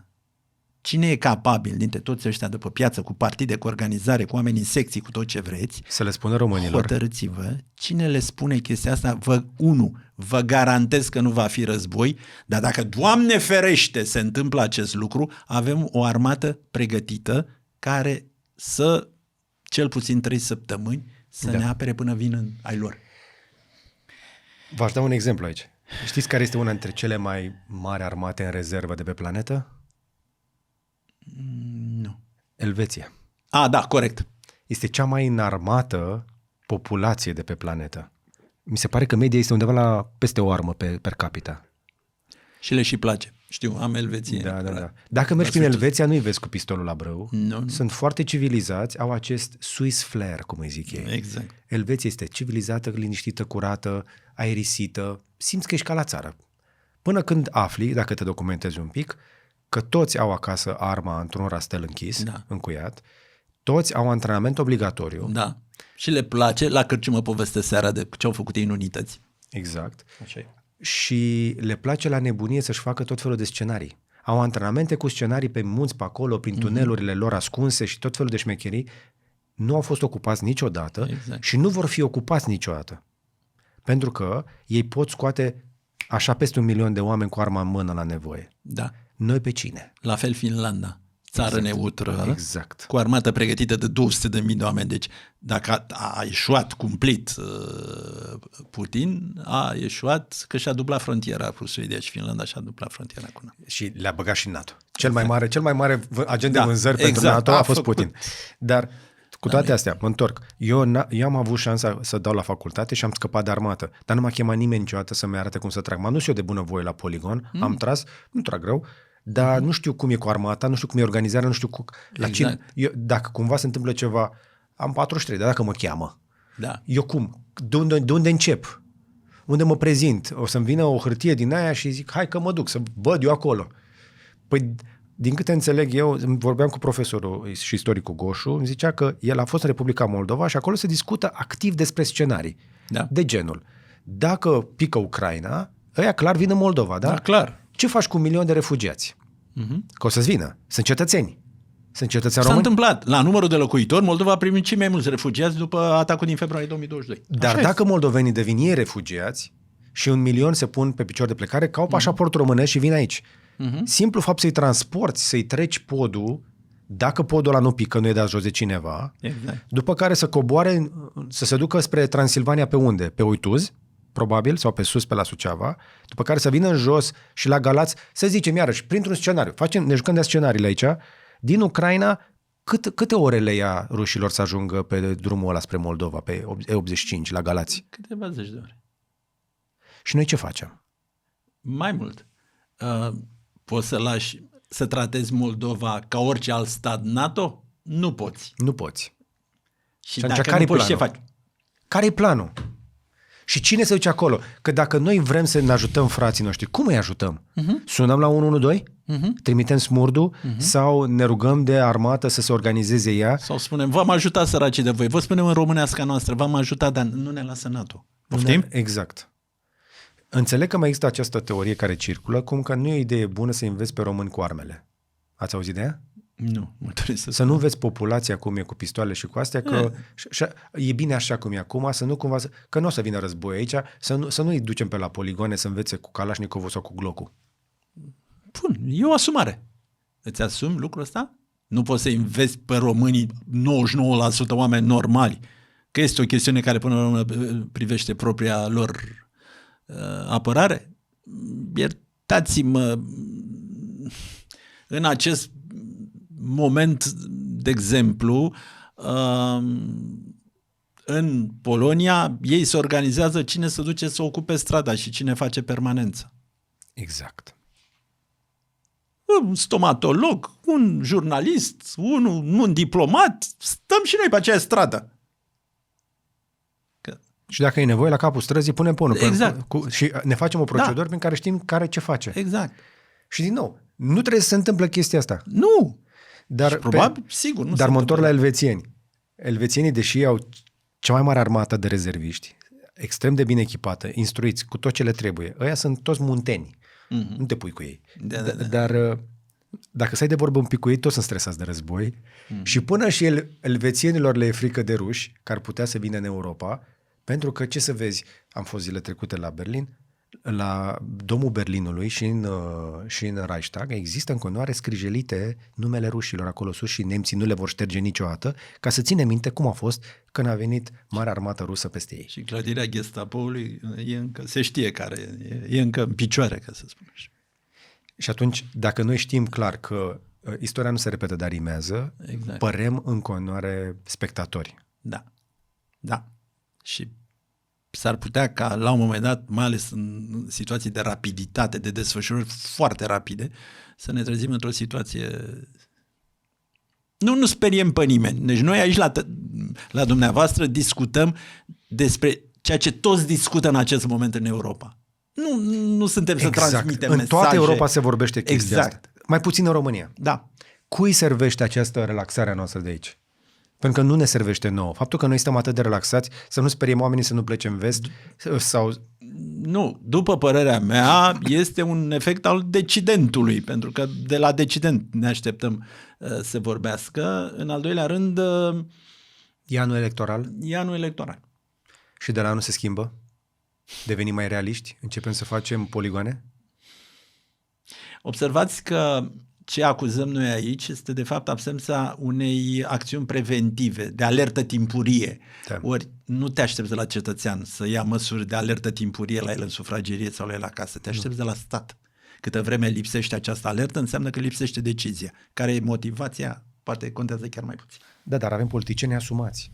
Da. Și ce înseamnă asumare? Că dacă se întâmplă ceva, tu răspunzi cu ce? Nu? Iar la capitolul economic, iarăși, o jucăm un pic la cacealma, sperând că totul va fi bine, că există și un scenariu optimist. Și într-un scenariu optimist în care, să zicem, ucrainenii câștigă sau ceva se întâmplă la Kremlin și dintr-o dată războiul ăsta se termină, am putea să avem o primăvară spectaculoasă. Nu. Din păcate. Și o să ne acoperim deficitul din creșterea economică. Din creșterea economică și o să participăm la reconstrucția Ucrainei și da. de aici toată discuția. N-aveți încredere în scenariul ăsta? Nu. Din păcate, aș vrea, electoral, ce bine ar suna să nu, totul e în regulă, e sub control. Nu zic că e în neregulă, dar dacă mă întrebați, și evident doresc să fiu decent, așa, și care e scenariul pozitiv din acest punct de vedere, cel puțin eu nu știu să vi-l spun. Ce ați mai vrea să știe românii despre o variantă cu Cristian Diaconescu președinte? Care e oferta dumneavoastră? Cuvântul respect. Și nu este unul care să lipsească de conținut până la urmă un anume tip de mesaj. Această țară, prin respectarea cetățenilor, poate fi condusă și prin respect reciproc și respect față de lege și respect față de valori și respect față de tot ceea ce înseamnă România de mâine. Deci ce pot să spun este că dincolo de aspectul subiectiv emoțional știu cum s-ar putea face acest lucru. Trebuie să vă pun și întrebările alea banale. Vă rog. Dar cu cine v-ați vedea dacă ați ajunge în turul 2? Știu că ați mai răspuns, dar sunt curios. Da, m-am mai gândit cu un reprezentant al unora dintre cele două partide, pentru că, într-adevăr... PNL sau PSD? Ciolacu sau Ciucă? PSD, probabil. PSD, probabil. Vă așteptați la Ciolacu în Da, turul 2. strict din perspectiva organizării. Deci, Ok. Și nu renunțați până la alegeri? Nu? Nu. Ok. Pentru turul 2 există posibilitatea să vă auzim recomandându-vă electoratului un alt candidat? Ar fi total inutil. Cine ar spera de la mine așa ceva? 1. Nu mă cunoaște. 2. Nu mi-a citit CV-ul. 3. Cei care simt că ar fi alături de mine în acest moment m-ar disprețui dacă i-aș trimite în orice altă direcție. Ok, și atunci sunteți conștient încă o dată că genul ăsta de discurs mănâncă din voturile altor candidați și în niciun caz de la Ciolacu. Da, dar, repet, într-o ordine Fără să... Nu știu dacă vă doriți chestia asta, dar îl ajutați. Nu. Într-o ordine de priorități, aceasta nu este una dintre ele. Deci, n-ai respecta voturile uneia sau altuia. Da, dar fără să... Nu știu dacă vă doriți chestia asta, dar îl ajutați pe Ciolacu în momentul ăsta, pentru că genul ăsta de discurs se aliniază cu ce aud de la Mircea Joana sau de la Elena Lasconi. Și un pic de la Ciucă, dar hai să acolo... Pentru mine paradigma e una cât se poate de simplă. Fie aș renunța la tot ce am spus aici și o susțin oriunde public, ca să am grija voturilor cuiva. Așa ceva sunt prea bătrân ca să mai fac. Nu mă interesează să le câștige ei de la mine. Da, interesant. Dar cu toate să rămân cu această concluzie. Orice vot pentru noastră va fi un vot mai puțin pentru cei de pe dreapta. Repet, să le ia ei de la mine și eu nu de la ei. Bine. Mulțumesc mult. Eu vă mulțumesc că v-ați făcut timp. Ne-am întins un pic, dar sper că oamenii care v-au urmărit au înțeles un pic mai bine. Din nou, eu m-am bucurat că v-am avut aici pentru a înțelege un pic mai clar lucrurile din ce se întâmplă la noi și în jurul țării. Pe partea asta de interne, încă o dată, părem prea detașați. Și nu vreau să pară că devin o gură spartă și că vorbesc pentru război sau pentru conflict. Nimeni nu-și dorește chestia asta. Cu toții ne dorim pacea și prosperitatea și tocmai de-aia suntem în Uniunea Europeană și în NATO. Însă cea mai mare prostie pe care cred eu că putem să facem, cea mai mare greșeală este să nu protejăm această plântuță firavă care e democrația și pacea și prosperitatea. Sunt chestii foarte firave, foarte sensibile, care se pierd foarte ușor. Pentru această plântuță, în comunitatea mare, mor sute de mii de oameni. Să aibă și ce avem noi acum. În fiecare zi mor oameni pe bărci care se scufundă, încercând să ajungă în lumea liberă. Exact. Și faptul că o avem ne face puțin prea relaxați. Dar e bine că măcar că mai avem astfel de conversații. Dacă vi s-a părut interesant ce ați văzut, dați un like, dați un share să mai vadă un prieten, poate, și un subscribe, adică abonați-vă dacă nu ați făcut-o deja. Și până data viitoare, să vă fie numai bine.